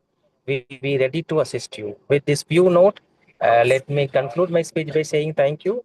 We are formally concluding session 1 as well as the inaugural session. We will be now onwards, we'll be having a proper session with all the resource persons accordingly. Okay. And now we will be back by 4:15. I will repeat. Then session 2 starts by 4:15. Thank you so much. Thank you, sir.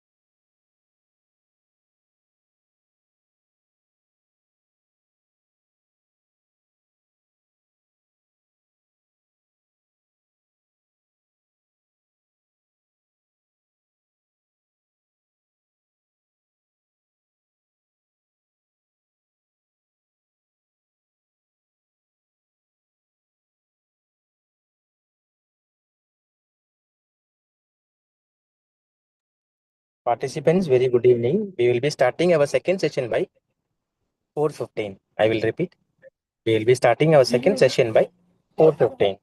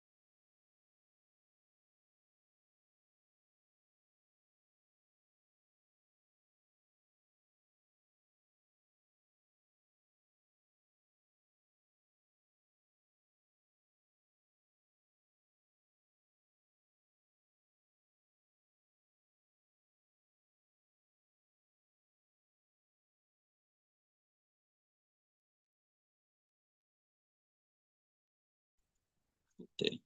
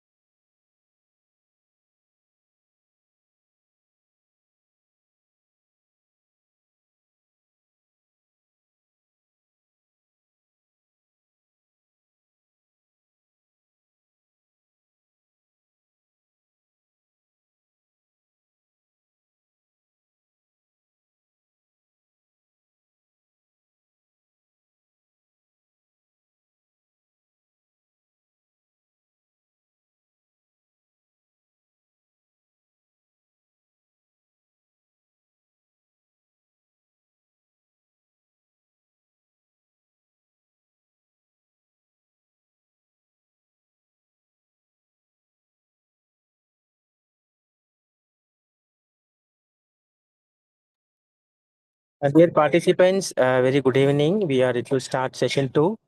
We are waiting for the resource person. Once we come, we will start the session.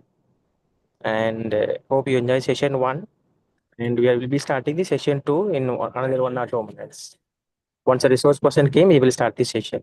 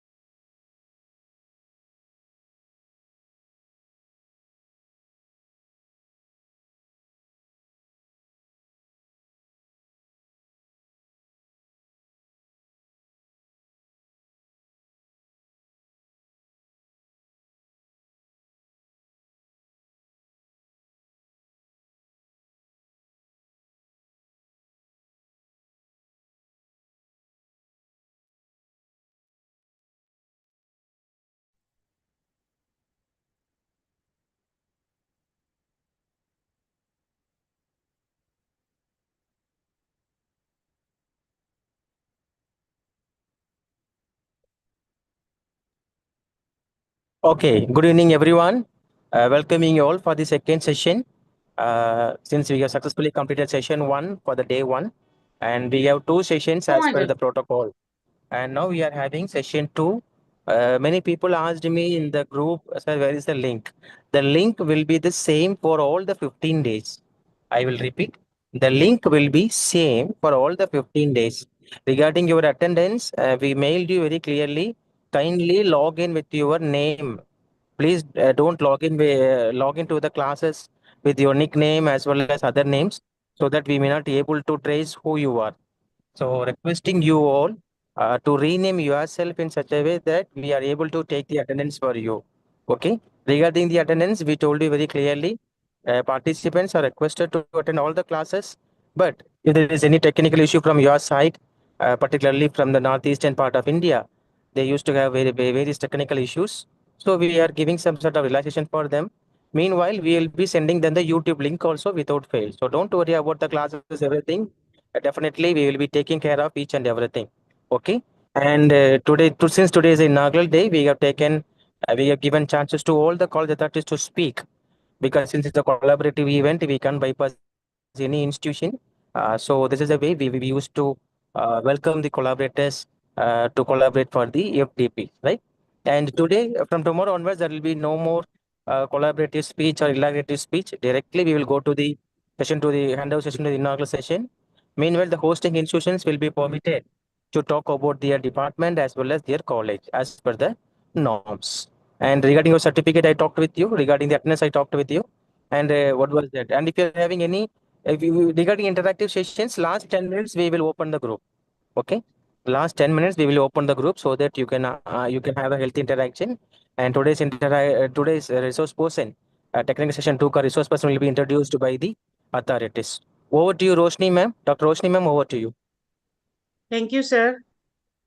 Once again, good afternoon, everyone. Let me start today's second session. I take this opportunity. I, on behalf of the organizing committee members, would like to introduce our STEM resource person, Dr. R. Subhasini. The Dr. R. Subhasini is working as an assistant professor of English at Sevita Engineering College, Chennai, Tamil Nadu. She is also playing the reviewer role in a few Scopus Q1 journals. She has passion for research. Recently she got an award as innovative educator. She was also honored an award as top 100 Indian educator of the year 2000 award 2024. She also received Best Innovative Educator 2024, Agar Young Researcher Award 2024, Best Researcher Award, and Appreciation of Leadership. She has presented papers in national and international conference in more than 50 conference. She has published 25 papers in Scopus and 40 papers in UGC and peer-reviewed journals. She has filed and published more than 85 patents, the longest virtual debate in Tamil 27 hours, and assist world record online event organized by Integral Training Center Quarter Ambal, Tamil Sangam, Tamil American TV, and Tamil American Global Network, New York, USA, have collaborated with around 305 speakers from 21 countries and about 105 plus school, colleges, and university across the globe, including the Tamil Nadu Teacher Education University, Chennai, held at April 8, 2020, the longest multilingual literature critical virtual review, 57 hours, and ACES World Record online event organized by Integral Training Center Quarter Ambal Tamil Sangam, Tamil American TV, and Tamil American Global Network, New York, USA, 725 doctorates and 60 PhD scholars from 24 countries across the globe have participated in this review, and the entire activity has been witnessed by 70 professionals from various other literature associations and educational institutions across the globe, held on 15 May 2021. The floor is yours, madam. Please, over to you, madam. Yeah. Very good evening. Good evening, madam. Welcome, madam. Yeah. Am I audible? Yes, very loud and clear. Sure. Very good evening to one and all to presented here. And first of all, I thank God Almighty to give a wonderful opportunity to share my research insights on the topic innovative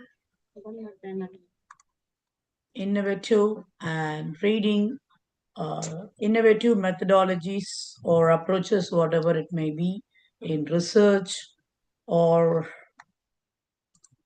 in publication sector, whatever it is, right? So I welcome all the participants and I thank the organizing team to provide a wonderful opportunity. I have some passion for research, especially when I'm a scholar, right? When I'm a scholar, I have published many articles in peer-reviewed journals and in UGC care, not in the Scopus, but I'm a scholar, right? So, especially in patents. So I have filed like 90 patents around. As of now, 90 patents. All the patents comes under the new methodologies and new approaches, especially which is applicable for education and it is applicable for technical education and it is applicable for uh, even for future methodologies especially. So and I can start with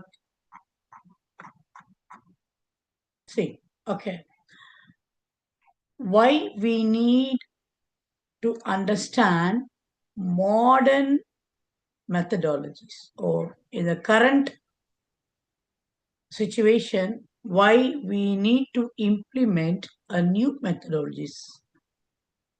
Participants can give some few points regarding that.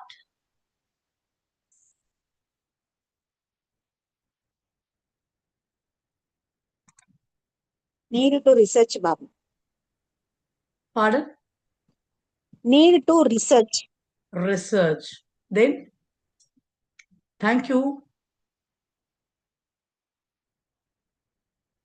I can see many participants like 191. Please, can you share your insights? Why we have to implement or why we have to acquire a new methodologies? So research purpose and then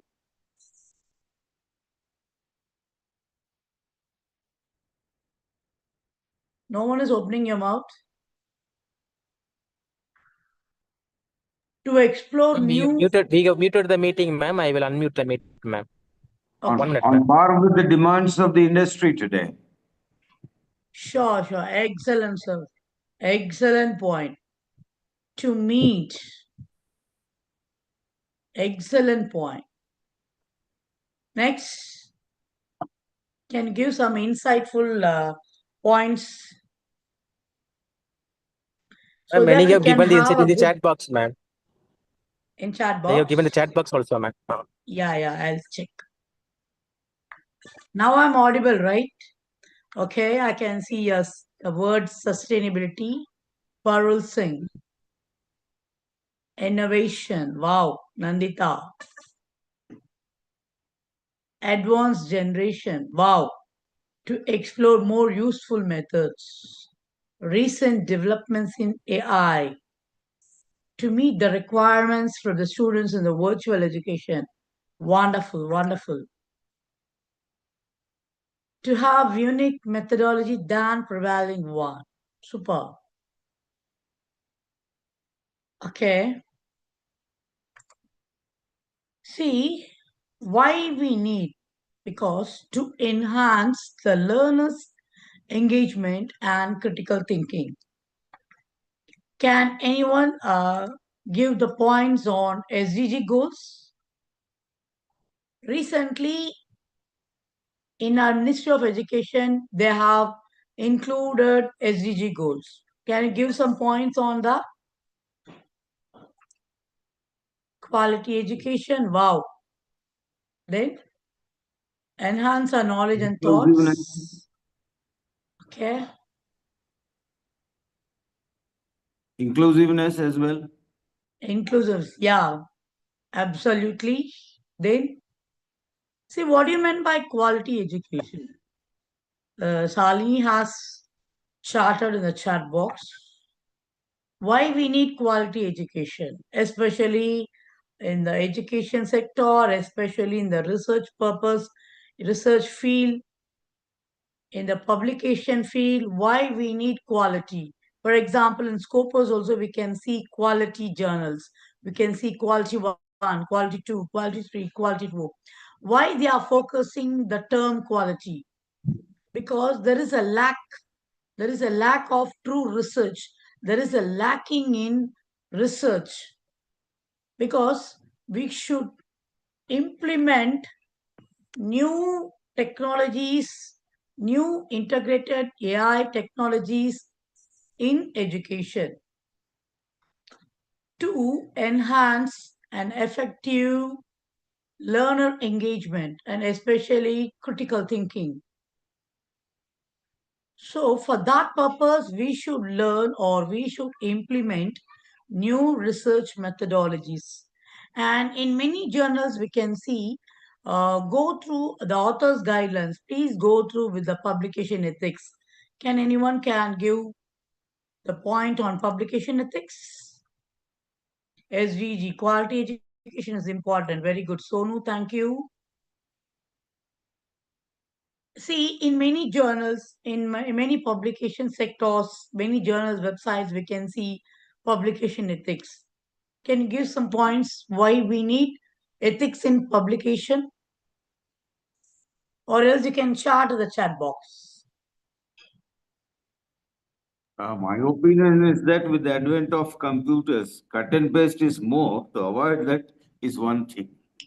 Absolutely. Yes, true, sir. True. Because the education sector or the publication sector, they are expecting a new, original research. We can see when we apply, for example, because I'll be keep on publishing many papers. So we can see in the journal's website, we can see it is a research article or it is an original article. We can see, right? Why they are mentioning original research, original article, or research article, or review article? Because the original research is nothing but something it is unique comparing to the other domains of researchers. Yeah, promotes novelty finding. Very good. Honesty and integrity, true knowledge, new knowledge. See, I can see a wonderful research points in the chat box. Reduce plague. Very good. Quality research. Yes, absolutely. I accept all these points. So, apart from that, they are expecting an academic writing skills. Not only in the education sector, to implement an innovative methodologies, every sectors, or research sector, or a publication sector, or a review sector, or a Ministry of Education, right? In which domain we are going to implement a new methodology is nothing but to develop a new academic writing skills, right? So why we are in dire need for innovative teaching pedagogy? So actually we have a shift from teacher-student, teacher-centered to the learner-centered education, and we are in the need of development of 21st century skills, and we are need in increasing use of digital technologies in education. For example, as as an English professor, I'm giving my students like skill assessments to test their skill. The app called storyboard that. What the specialty of that app is, a student or a learner or an engineer should open that app, and there will be some procedures for that app. So you can see, you can note down that storyboard that. Now I'll type in the chatbot storyboard the app. You can see it is a free app.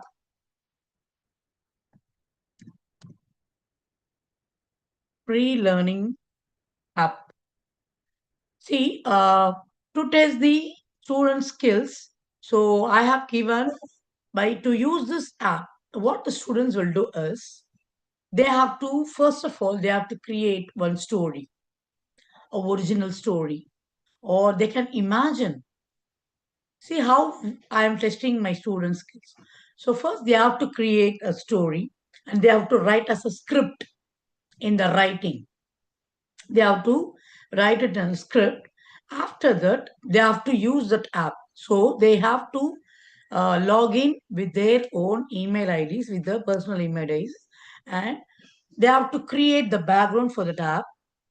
So they are going to learn a creativity skills. So after that, they are going to use how they are going to implement this app in their language learning, especially.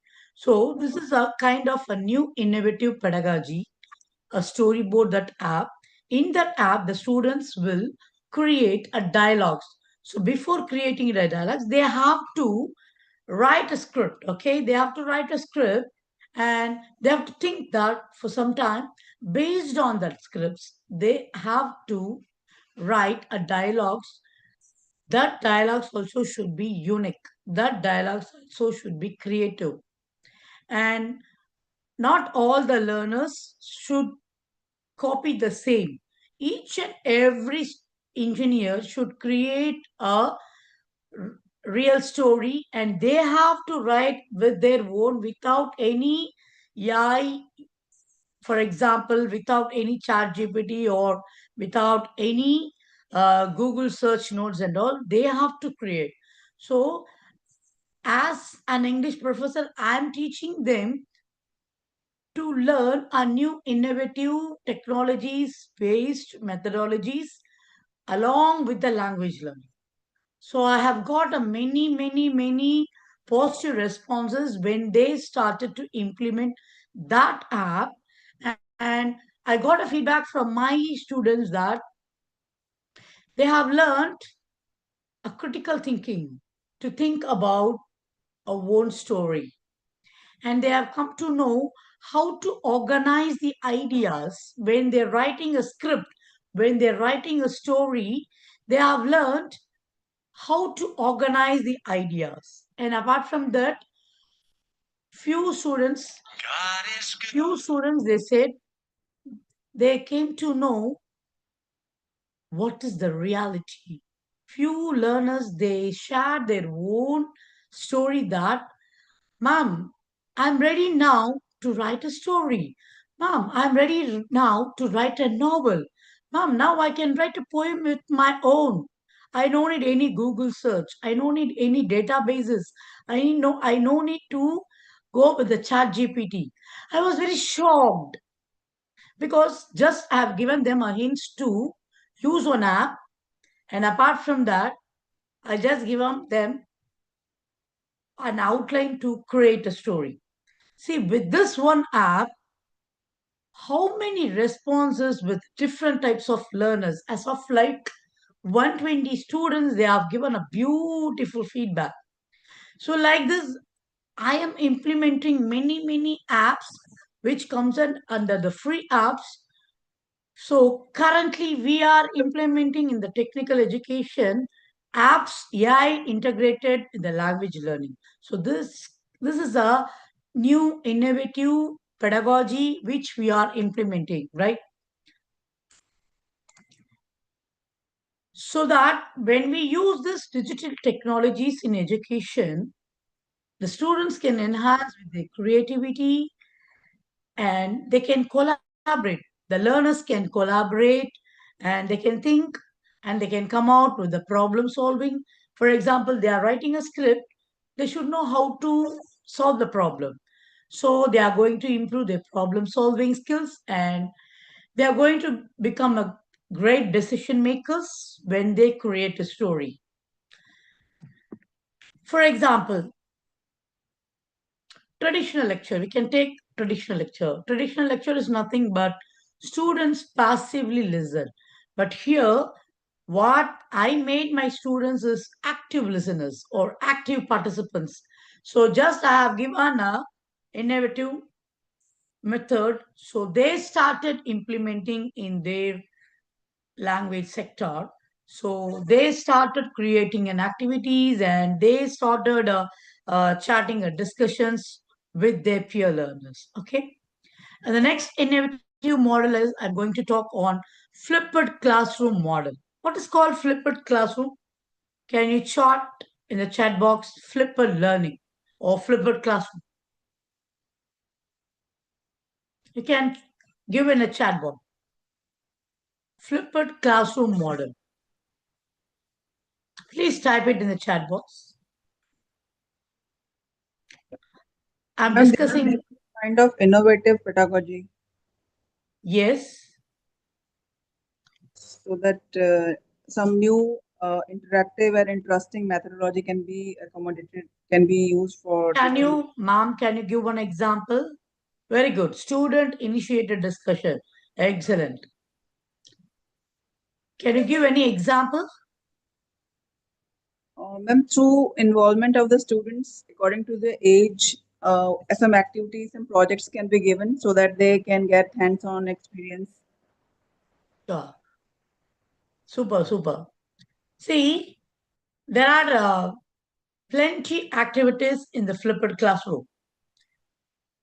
I used to give a basic thing which students love is when I'm a kid, okay, when I'm a child, like I'm going to my past, like when I'm a student, like second standard, third standard, or fifth, I used to draw.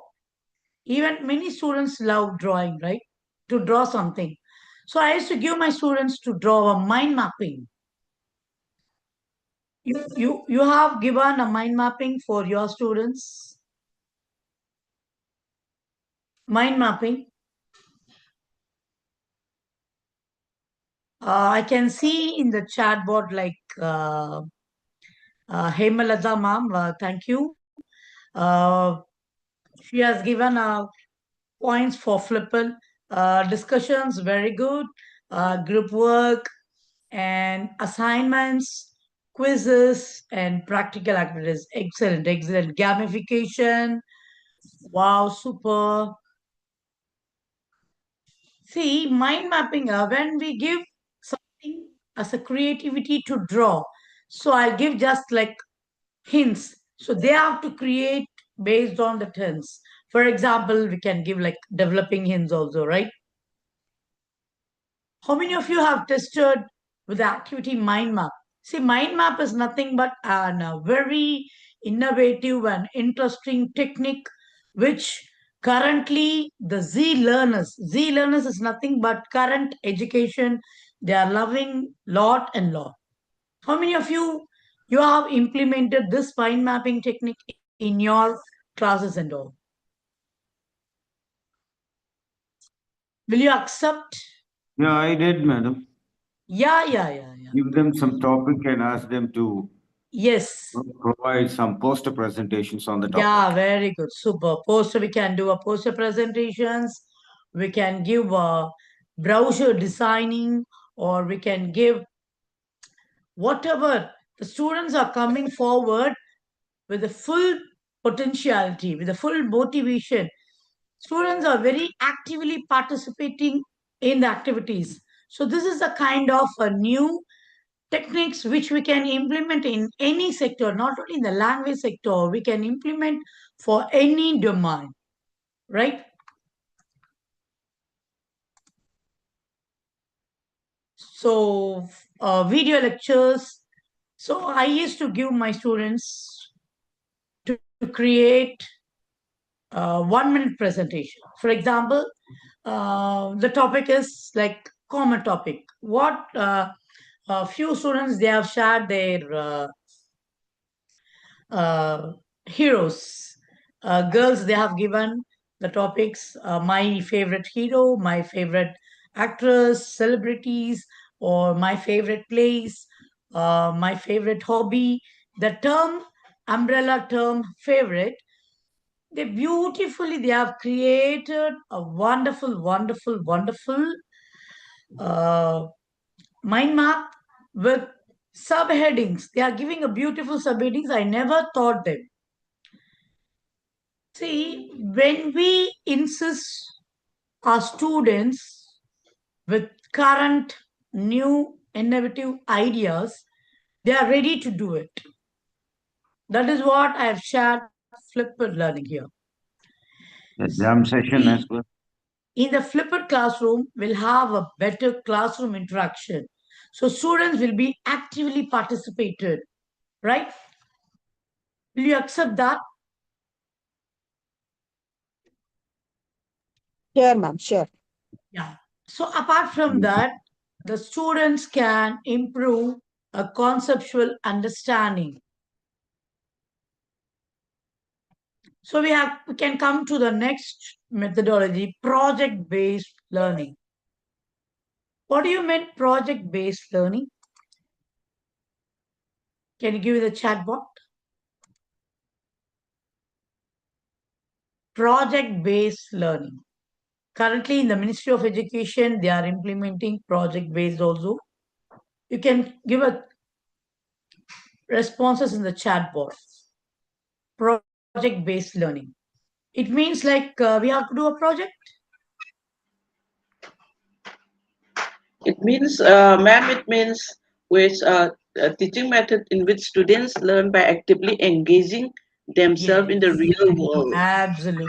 With personally meaningful projects Sure. instead of short-term Super. and traditional method of Targets where learning. they can involve themselves and collectively act to bring about some result. Wonderful. You have given a beautiful point, sir. Thank you, ma'am. Thank you, sir. And in the chat board, I Sometimes, can. Yeah. yes, sometimes the students they have to take some social issues. Yes. So how they can findings that conclusions to that problem. Yes. So, like surveys, they can take surveys, case studies, current problematic situations that's going around in the society. So Yeah, they'll be active. we implement some such activity under NSS, madam. We send them to different villages where they Wow. can go for a case study with a few questions. Okay. Questions prepared by themselves. We don't suggest. You find out whatever you want to find out through your Super. case. So we are giving choices for the learners. Super, Yeah. sir. So can you, what outcomes you have seen, sir? We could we got provided with a few truths there, madam, regarding their social structure. Yes. Absolutely. Yeah, cultural relevance. Sure. Few such things. Thank you, sir. Thank you for your wonderful insight, sir. I can see in the chat board like demonstrations. Yes, project based is nothing but demonstrated learning, and research based learning. So from the current generation is they are ready to learn to do research as like sir said. So they are doing research, nothing but they are doing research. Project is nothing but they are learning from school level how to do a research. So that is an hidden secret what we are learning from project-based learning and activities which open their mind. Yes, absolutely. Sonu and Mubin ma'am, like activities which open their mind, making them to submit some dissertations. Yes, mini dissertations and learner-centered teaching method. Very good. I can see a beautiful responses in the chat board where students, Hemalita, where students learn by planning, researching, and completing meaningful projects. Yes. See, for example, uh, we can see when we are giving this project base, we can see in between the learners, the creativity, teamwork, and they can learn practical knowledge. They can learn completely a practical knowledge. So they don't need to depend on the teacher or the facilitator or the instructor. They start learning. So this is the basic thing which the current IT companies are expecting. They are making the learners to improve the technical skills.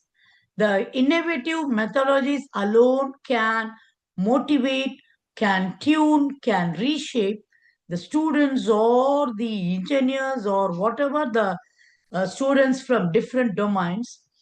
These technical skills, they are going to shine through these technical skills. So, for example, even if I'm taking my domain, my students, we are giving placement training for the students. So that will give some topics on the spot. They have to give, like we are giving a term called JAMSEC. So that is that, like on the spot we'll give a topic. On the spot, immediately their brain should be ready to present for 1 minute. Brainstorming is what can be developed by doing so. Yes. A jam Yeah, session yeah. is no such thing. Sure, sure. Immediately their brain is ready to present. And we are giving some peer learning. It's nothing but they have to, on the spot, will give a topic. They have to start, they have to explain a sentences with a dialogue, as a dialogue. See, the students are very, very much motivated with this new innovative methodologies which we are implementing in the language sector, and they are always ready to do any activity. So the thing is now the scenario is moved from teacher to the learner. So even the Ministry of Education also is ready to implement many activities instead of giving instructions for the learners.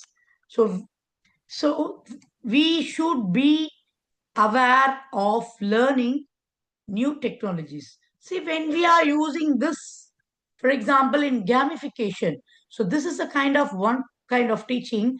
In this gamification learning, students are very much interested in getting the badges. How many of you, how many of you have done webinars in Cambridge University? Free webinars. How many of you have done? Yeah. So there we can see, even I have done many. There we can see they'll be giving a badges for us, and they will give some quizzes. How many of you experienced that? Even as a yeah. Even I'm a participant, I'll be very eager to get that badge. So I have to do something. I have to do the activity in the right time. I have to get that badge. So like this, we are implementing new technologies with the students. The students are ready to get their badges, and the students are ready. The immediate feedback. Immediate feedback is nothing but in some technologies, AI technologies, when we implement methodologies, immediately we are getting feedback. For example, like points. For example, we are giving Google quizzes. Immediately they are getting a point, and quizzes. For example, tools I can give for you, right? Kahoot, quizzes, Mentimeter, Udly. These are the free apps which we can conduct quiz. I hope that many of you have used Kahoot app. Yes or no? No, ma'am. Yeah, please try that apps, ma'am. Kahoot, Quizzy, Mentimeter, Udlia. So these are the beautiful apps. The students are now enjoying, and they're easily understanding, and they're easily completing their task. So when we implement this AI technologies for any domain, the students can improve their self motivation. Automatically they are getting motivation to do something immediately without any hesitation, without any laziness. And students have given a beautiful feedback that through this innovative methodologies, they started learning in a fun way method, in a play way method, in an interactive way method. So these are the real feedbacks which we have recently got from our learners. The next approach is nothing but blended learning approach. What do you mean? What do you feel blended learning approach? Can you give in the chat box? Blended learning approach. I can see some responses.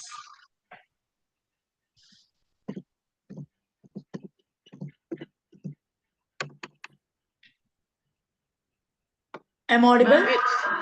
Ma'am, it's a blended mode of virtual and physical. Okay. Blended. Okay. Ma'am, can you give any example?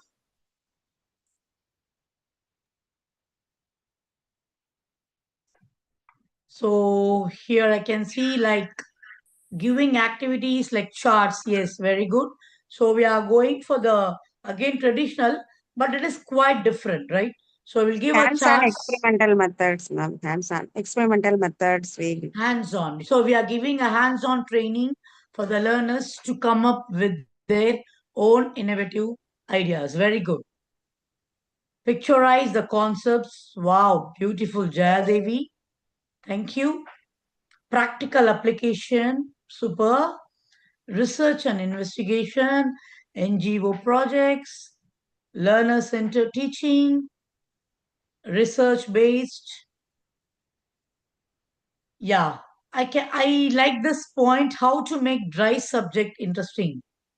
Dry subject means like Mubin, can you give an example?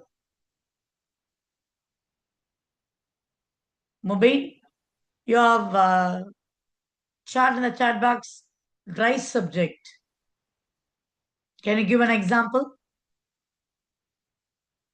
Yeah, role plays, create situations, group discussion. See, group discussion is a wonderful, wonderful activity where each and every student can come up with their own ideas without any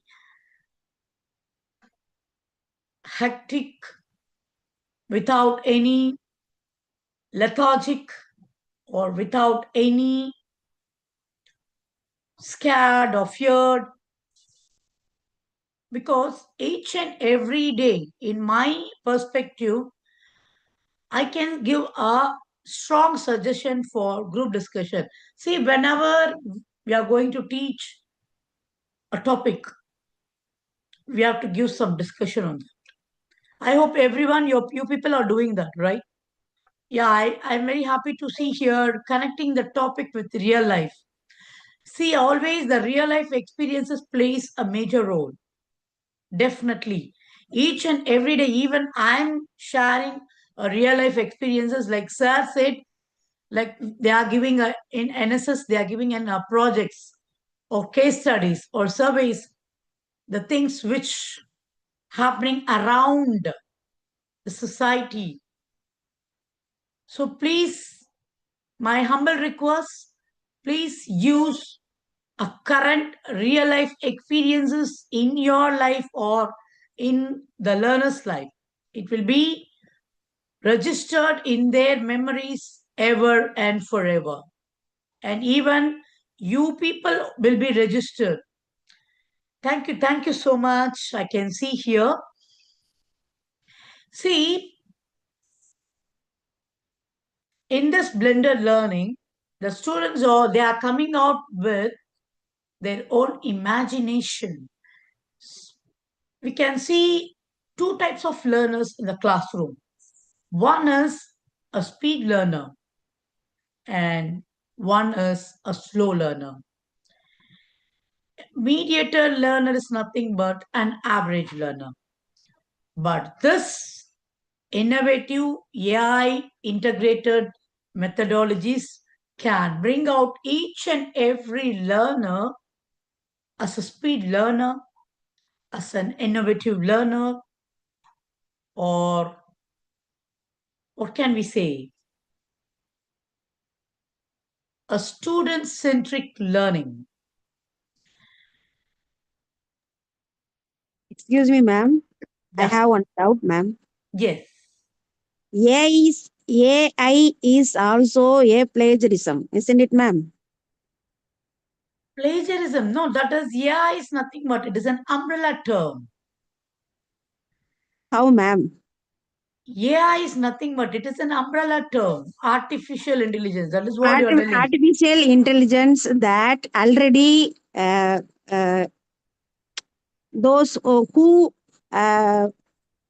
planned the resources, storage the resources. Yeah, mom, store is the resources, but there we can see different types of methodologies, right?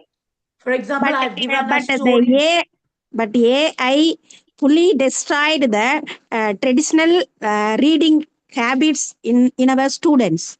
No, no, no, no, no, no. To be frank, I am a keen researcher in reading. Even I'm in my PhD research, I have done a reading, and I AI am a is learner just who an introduced aid. a new technique.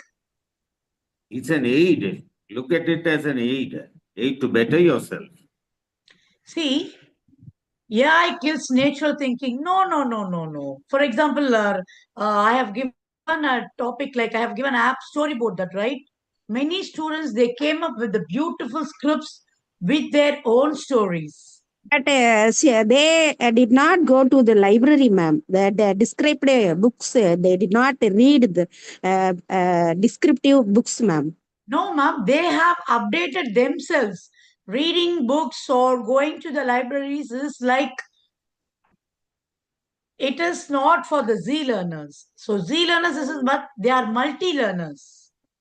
Even I am a student, I have visited many libraries. But for the current learners, they are everything in their hand. And apart from that, they are multi-skill talented people. That's what I'm telling.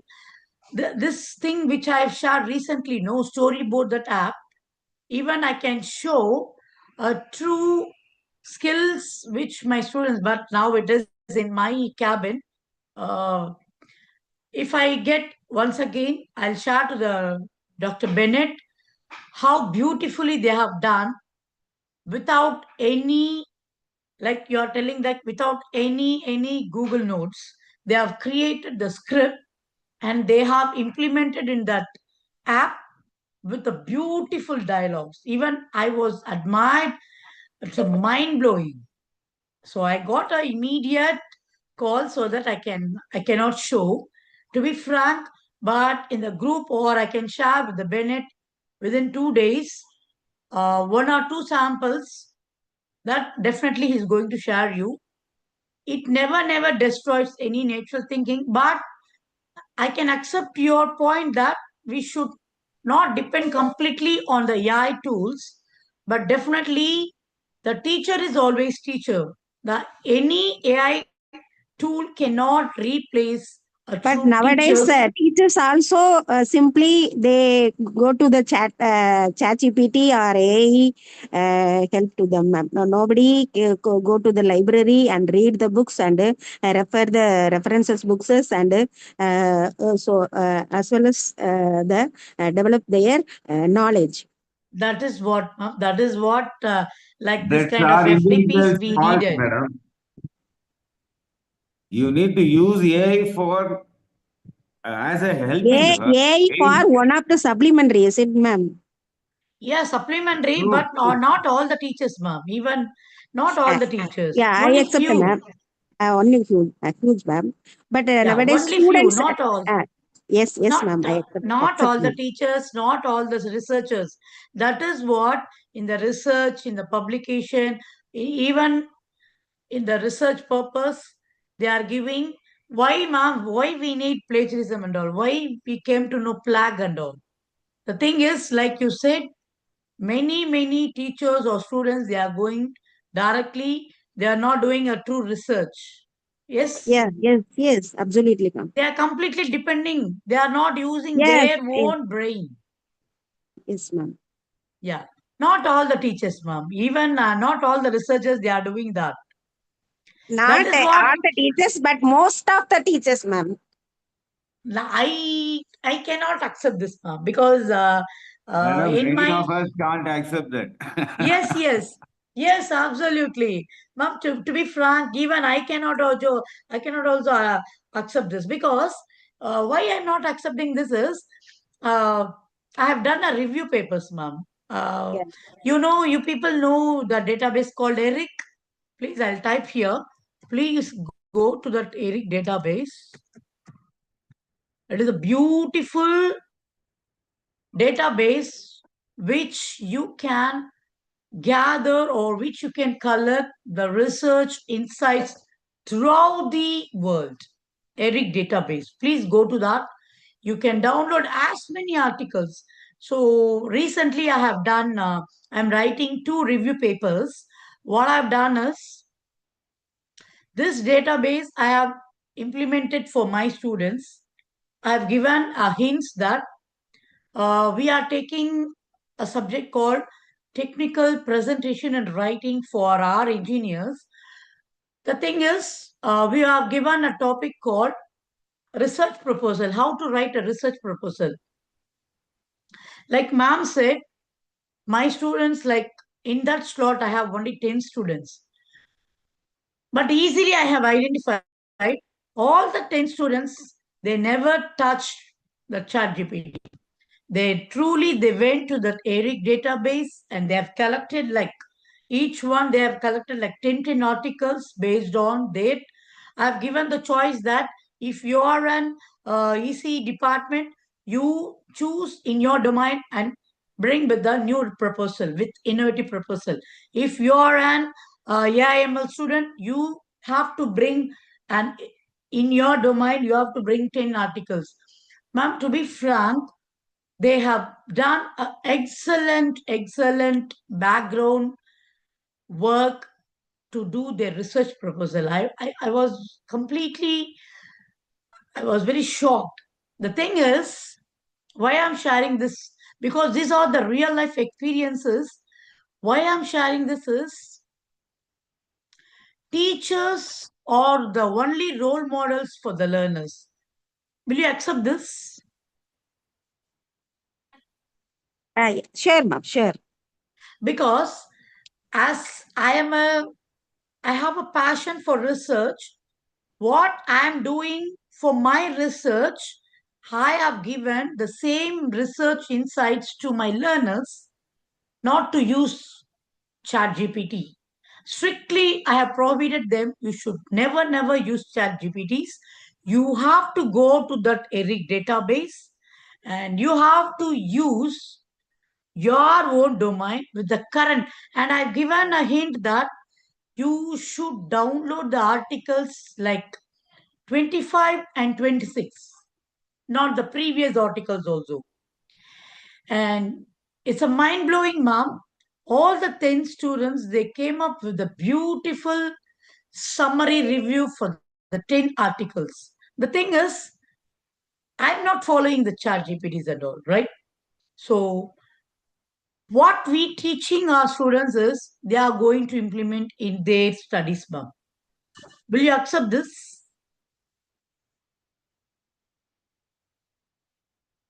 Will you accept, ma'am? Bhavani, ma'am? Ma'am. Yes, ma'am, sure. But my students, some people, some students, Yeah. give the topic and 10 days, within the 10 days, you submit the project.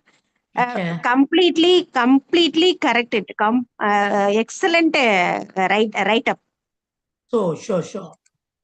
Then one more title I give the sit and front of my in front of me. You write down the topic. So you have They did given not. Yeah, they you're did given not on the do it. spot. They did not do it. Okay. So I'm sure that this is not a good the AI or ChatGPT. I'm not accept it, ma'am. Yeah, ma'am. That is Madam, like just please tell them that not to depend on that exclusively. Tell them they can take a guidance. Let it be a yes, tool. So yes. I talk to them to go to the library and you refer the books only because of my college background is very rural areas. The people are very rural people. They used only the library. Ma'am, you Now said the that younger yours. generation are tech driven, madam. They know how to use it. That's one inclination why they are going to that. You could guide them, tell them to avoid doing that. That's the best way. Ma'am, I have given in the chat box because you said you put the word like you are from rural. Z library. This is nothing but Z library is nothing but you can download many thousands of articles freely. Not only articles, you can download even books also. Please go ahead, ma'am. And this database you can share with your students so that they no need to go any libraries and all. So this is a Z library. Here they can read many books in their own pace. Please take down this. Yes, ma'am. Now, Thank you, ma'am. yeah. Next, we can go for the impact of AI in education. Can you give some examples?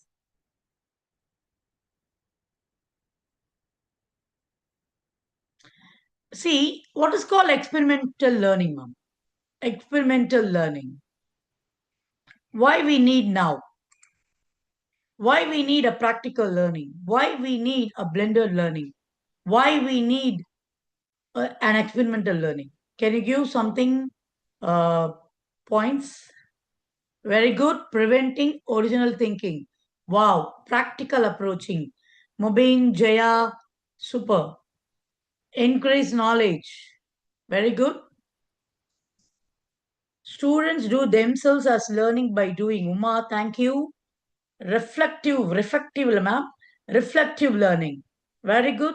Involve the students' participation more actively. Yeah. Experiment is nothing but when I'm a student, experiment, what I know is, as a science student, I have to do some experiment in chemistry or I have to do some experiment in physics. But now the experiment learning is nothing but what else? Like you're giving, like encourage the creative thinking. Very good. Learn by doing. So this will be the right word. Uma, thank you. Mubin, thank you so much. Learn by doing. How we can learn by doing? So that is not, it is nothing but practice.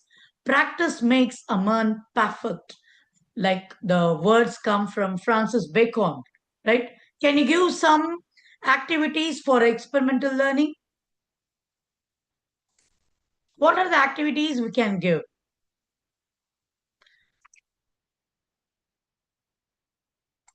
For experimental learning, you can give in the chat box also.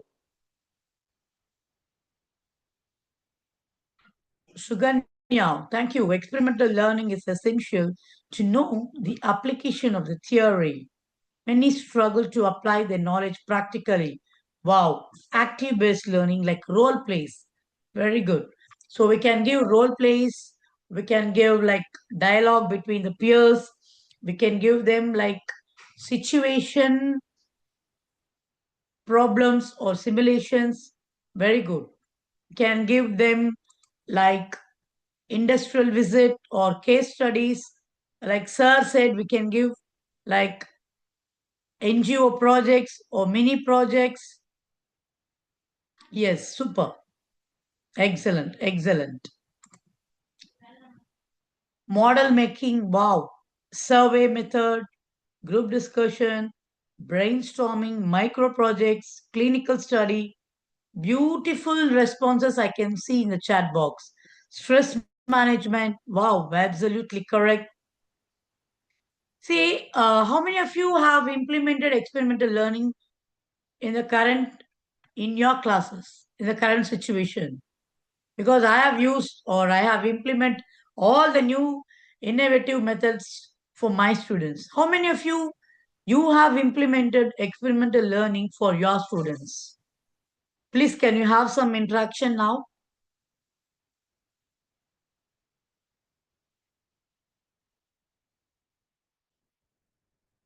Okay, Mubin have done a model making. Mubin, what is meant by model making? Can you give some example? Mubin? Madam, I exposed them to Hyper, madam, where a text can be converted into image. Wow, text come image. Wow, beautiful, beautiful. So what they have done? So what they have done through that? Considering the world scenario, madam. World scenario. Wow, excellent, Considering the world excellent. scenario is one, and sustainable approaches towards development. Those were the two things. Wow, wonderful, wonderful. Jaya has given a PowerPoint presentations. Yes, they are loving now to solve present problems. Yeah, super. Case studies. Okay, Suganya, she has implemented a case studies, and Harini has given an experience as a student automobile shop to understand about how does the hire purchase system. Wow, super. See, I can see a beautiful responses in the chat box. PPT case studies, flip class, industrial visit. Wow, excellent. See, you people accept that we should implement new innovative methodologies. Yes? So Yeah, that we madam, have to, absolutely. yeah, so that we should come up even as a teachers. Now we are not a teachers, even as an instructors or a facilitators, we should be very aware to implement a new innovative ideas or methods or approaches or even the activities, because in our hands we have a Z learners is nothing but multi talented learners. For example, in my everyday life situations, I can see out of 60 students, 10 students will be quite unique. I can found out them, the way how they approach. They'll be keep on asking some questions. How can do this? How can do that? Few students will be very silent and calm. The thing is nothing but they are not the slow learners. Their brain is very slow to understand, to accept the new innovative methodologies. So we face or we meet different types of learners in all domains. So we should know, as an instructor or a facilitator, we should know which technology or which methodology or which approach, if we are going to apply, whether that methodology is going to applicable for all the learners. For example, all types of learners. Will you accept this? Yeah, madam. Yes, absolutely and definitely we have to accept this. So you people please implement new innovative AI methodologies for your own domains. Along with that, please, when you implement, please, first of all, we should know how to use the tab.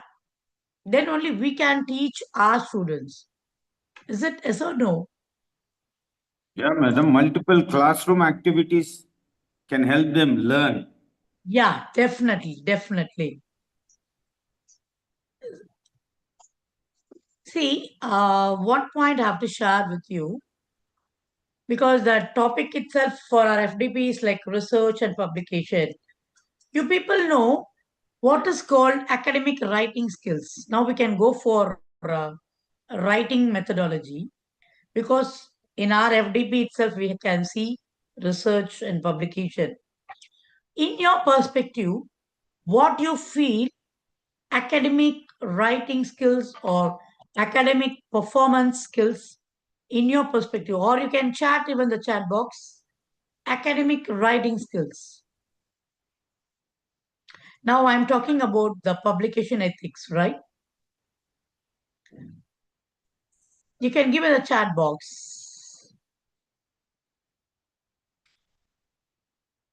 Professionalism, very good, and making wider audience understand what we are trying to tell. Thank you, Harini. Then,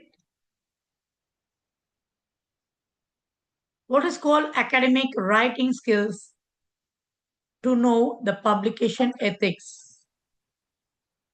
Understanding of writing structure. Very good. Excellent point with Uma. Referencing, bibliography. Okay. See, how many of you, the people around like in FDP 196, right? How many of you love writing an article?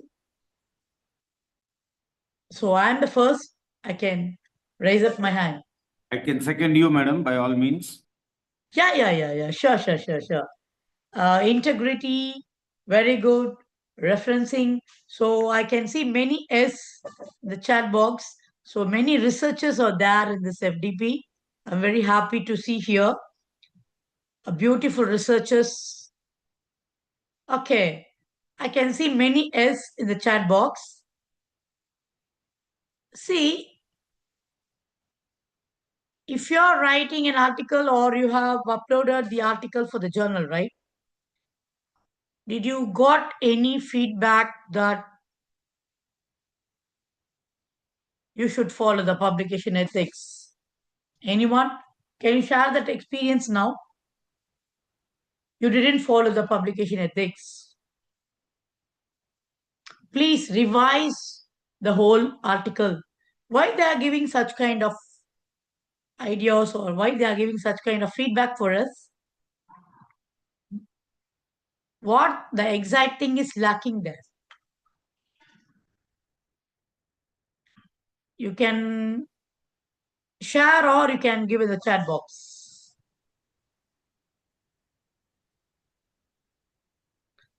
Why really they are giving the beautiful comments with the editors, with the reviewers?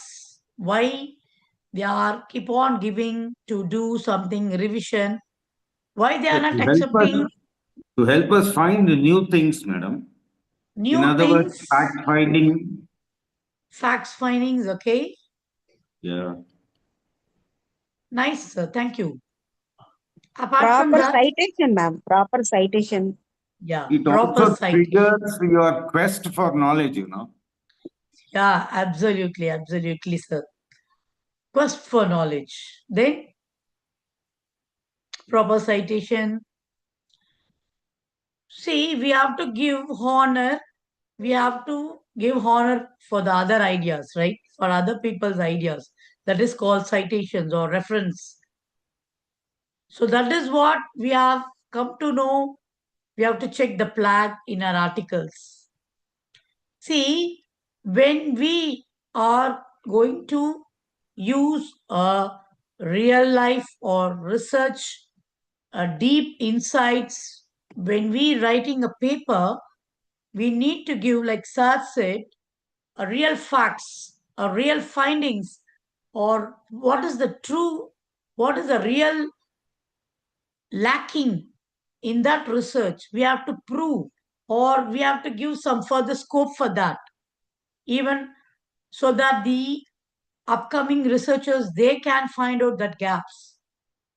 Then can you give some other points? Originality of ideas, very good. Thank you, Jaya. Murali has pointed out, yes, we have to follow the manuscript guidelines. Salini, ensure authenticity, very good. Gathering new knowledge in structured manner, review of literature. Yes, absolutely.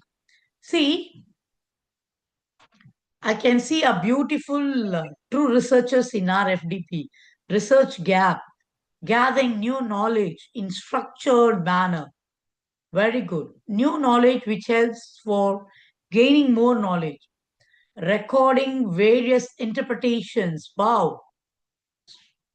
Yeah, I accept Madhumita, a quality of the paper, a originality of the research, a quality. Each and every journal, they are expecting a quality. Not even in the journal, even the Ministry of Education is expecting a quality education. Quality, quality, quality. This is an umbrella term which, as an instructors, as a researchers, we should know how to give a quality teaching or quality methodologies or quality research for the society. Will you accept this? Definitely, as a unique researcher, I used to say I'm a unique person. I'm a unique researcher. I'm a unique teacher. I have to become a role model for my students. Because from my childhood onwards, I have seen many teachers Ma'am, throughout my, yeah. how to possible for the equality in the humanity studies, ma'am? That is what, ma'am. We have to first, Like we the should, history, sociology. that's what, ma'am. Any domain, you can take any domain. We have to do some in-depth research, ma'am. We have to collect some in-depth knowledge, the background knowledge. For example, if you're doing a paper on sociology, you have to do some background theory. So that is a base, or that is a basic foundation. For example, someone they are doing psychology, they have to do some background knowledge. Without background, without a basic foundation, we cannot go for the next process. Will you accept this? Yes, ma'am. But I am a history faculty. Okay. But I conclude the any topic according to say somebody's findings. So like that, how it is equality related it, ma'am. I can't get you clearly, ma'am. Because I can't get your sentence clearly, ma'am. Once again, please. You're from history background, right? No, ma'am. Actually, she is telling that she is getting the findings from other findings only. So if this is a case, what I can do for the research? For example, if it's a historical research, she or he has to take something from the research who has done before. So through that findings only, she is able to get the answers. So if that is the case, what shall we do from our side? It's almost like secondary. She's depending more on secondary resources, madam. Yes, yes, absolutely, absolutely. She's depending completely on the secondary. Yeah, I'll accept the sir's perspective now. Ma'am, please, if you have to do something unique, ma'am, please, you should find out, ma'am, the solution, the problem. Where is the problem? For that problem, what is the solution we can give it? In your perspective, you can do that without depending on the secondary sources or without going and finding the previous findings. You can bring out with an innovative insights. You can do that, ma'am. You just try. Thank you, ma'am. Thank you, thank you. And I think that I can stop with this. Like I'm stopping my insightful points. Now we can have some interactions with the questions. I hope that I have given an somewhat a good presentation. Excellent, ma'am. It's Excellent. a good presentation, madam. Nothing like somewhat. Thank you so much. Thank you. See, I'm very happy because sir and ma'am Very only. easy going Ma'am. Very easy going. Thank you. Thank you. Thank you. I'm getting a wonderful, wonderful, wonderful feedbacks from the lovable You were very participants. informative, ma'am. Thanks for that. Thank you. Thank you. Thank you so much. Lovely Uh, presentation, ma'am. It was such an excellent, with an easygoing, ma'am. Thank you, ma'am. Thank you. Thank you. Very nice presentation, madam. Thank you so much. Thank you so much. Ma'am, I in think fact, that, many of yeah. us did not know about a few Very good presentation. free apps. Thank you. And your suggestions, they loom Yeah. large here. How else a teacher can manage the student, creating lots of interest in him or her, and involving them for a group study directed towards their own enhancement of knowledge by depending on these free apps like Eric or Z Library and other few other things that you were talking. It's definitely innovative and very informative. Thank you very much. Thanks Thank to you. the organizers for roping you in. Thank you. On Thank you, behalf sir. of all the participants, this is what I can say. Thank you. Thank you. You're beautiful. You have given a wonderful and excellent feedback, sir. Even I'm happy with your interaction. You and Bhavani ma'am has given a beautiful interactions. You have raised many questions also. Uh, in future, definitely again, I think I'll meet you, sir. So I thank Dr. Bennett to give this wonderful opportunity to meet the lovable participants in this excellent program. Thank you, madam. Thank you, ma'am. Thank you so much, ma'am. Thank you. Yeah. Thank you. So any other queries to be asked by the participants? Now the floor is open for discussion. Those who want any doubts? Ma'am, it will be Okay. nice if you can share more of any details like the Z library or Eric database which you were sharing. If you can Sure. give, if you can pass on some more which you're using. Definitely. I'll send for the Dr. Bennett. Yeah. Yeah, I'll send for the Dr. Bennett. You can get from sir, right? Thank you so much, ma'am. Please go. This two itself is enough. Like Z library and Eric database is a last and vast information you can get from there. And Mendeley. Mendeley is nothing but you can connect throughout the world. Okay. Yeah, I'll type Thank here, you. Mendeley.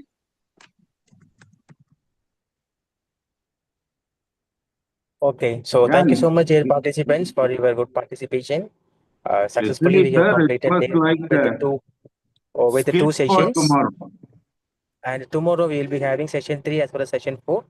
Requesting all to please be on time. Sincerely thankful to all the resource persons and all the collaborating institutions and the director and all the deputy directors and conveners and all the coordinators and all the collaborating institutions as well as the managing director of IIDM and Dr. Vasudevan sir. See you all tomorrow. Still we have 14 days to complete this international faculty development program.